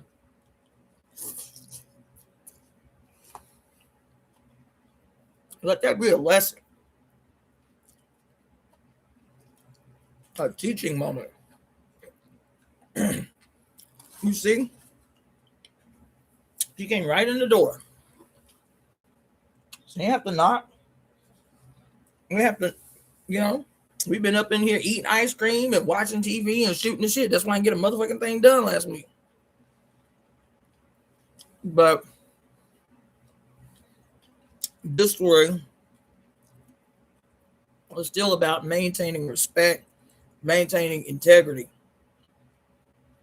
Because for the first thing she say out her mouth was, I've been following your channel and on my walk with the goddess, and I really feel like she'd want me out here. You are deflecting. What you're trying to do is low-key blame me for, quote, the epiphany that you didn't have to come out here with no plan, no preparation, no car, no money, assuming that if you told me a sad enough story, I would let you invade my space after I told you I did not have the capacity to house nobody, especially not what's happening in my damn life. I feel that's the nuance. Now, once I heard her story, which did not convince me, by the way, at all, 0%, didn't convince me in any way. You're still in this quagmire, and I'm still not gonna let you sleep on the goddamn street. That's what I'm not gonna do. That I'm not gonna have on my motherfucking conscience. Even though what you did is fucked up, even though the reason that you did it is fucked up, even though the rationale that you have said is fucked up. Not only is it fucked up, it was opportunistic. That was my beef. It was opportunistic. And to say that it was anything other than that, now you're being dishonest. And I can't have that. Now take responsibility for what you actually did, what you actually reasoned in your mind. There's a reason your sister didn't come with you.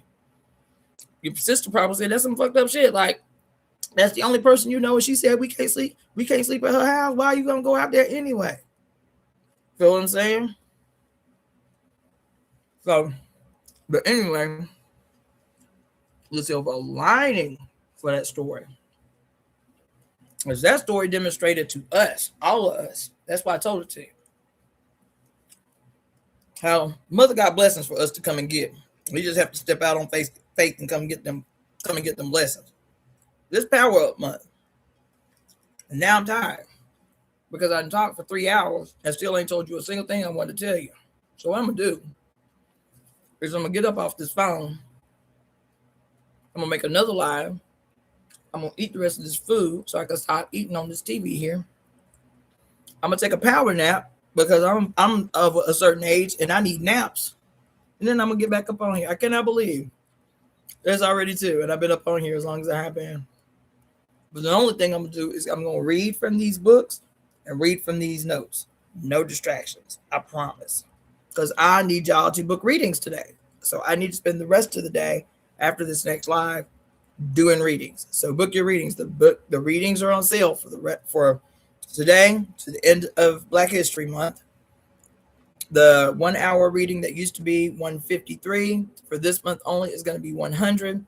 The 30-minute reading that used to be $90 is going to be $60 only for this month.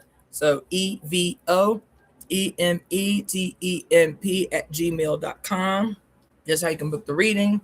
If you want to make a donation, you can use that same email, EvoEmeTemp @gmail.com, to make a donation with that email using Zelle or PayPal.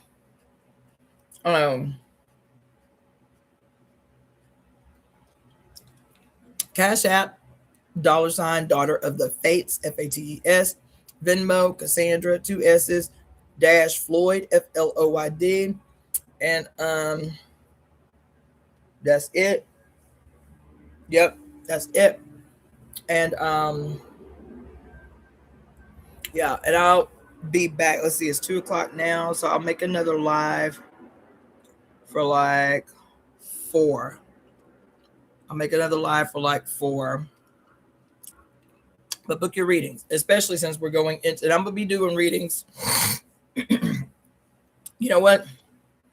I need the money, and I don't have nothing planned other than to get in ceremony for this full moon and prepare for this last meeting with the ethics committee on Monday. So pick a time for me. I might be willing to do it overnight since the peak of the full moon here is at 2 o'clock in the morning anyway. But book your reading, and if you want something gangster like, late tonight, I'm probably up for it. But I will come back to do the actual 411 on the astrology for this month because it's huge. It's huge. It's huge. And this little girl story that I just told y'all is like the evidence of the ginormity of what we can call in for this month. All right. So I will talk to y'all later after I get myself a little power nap and eat my food. That was a gift from the young girl. All right. I'll talk to y'all later. Peace.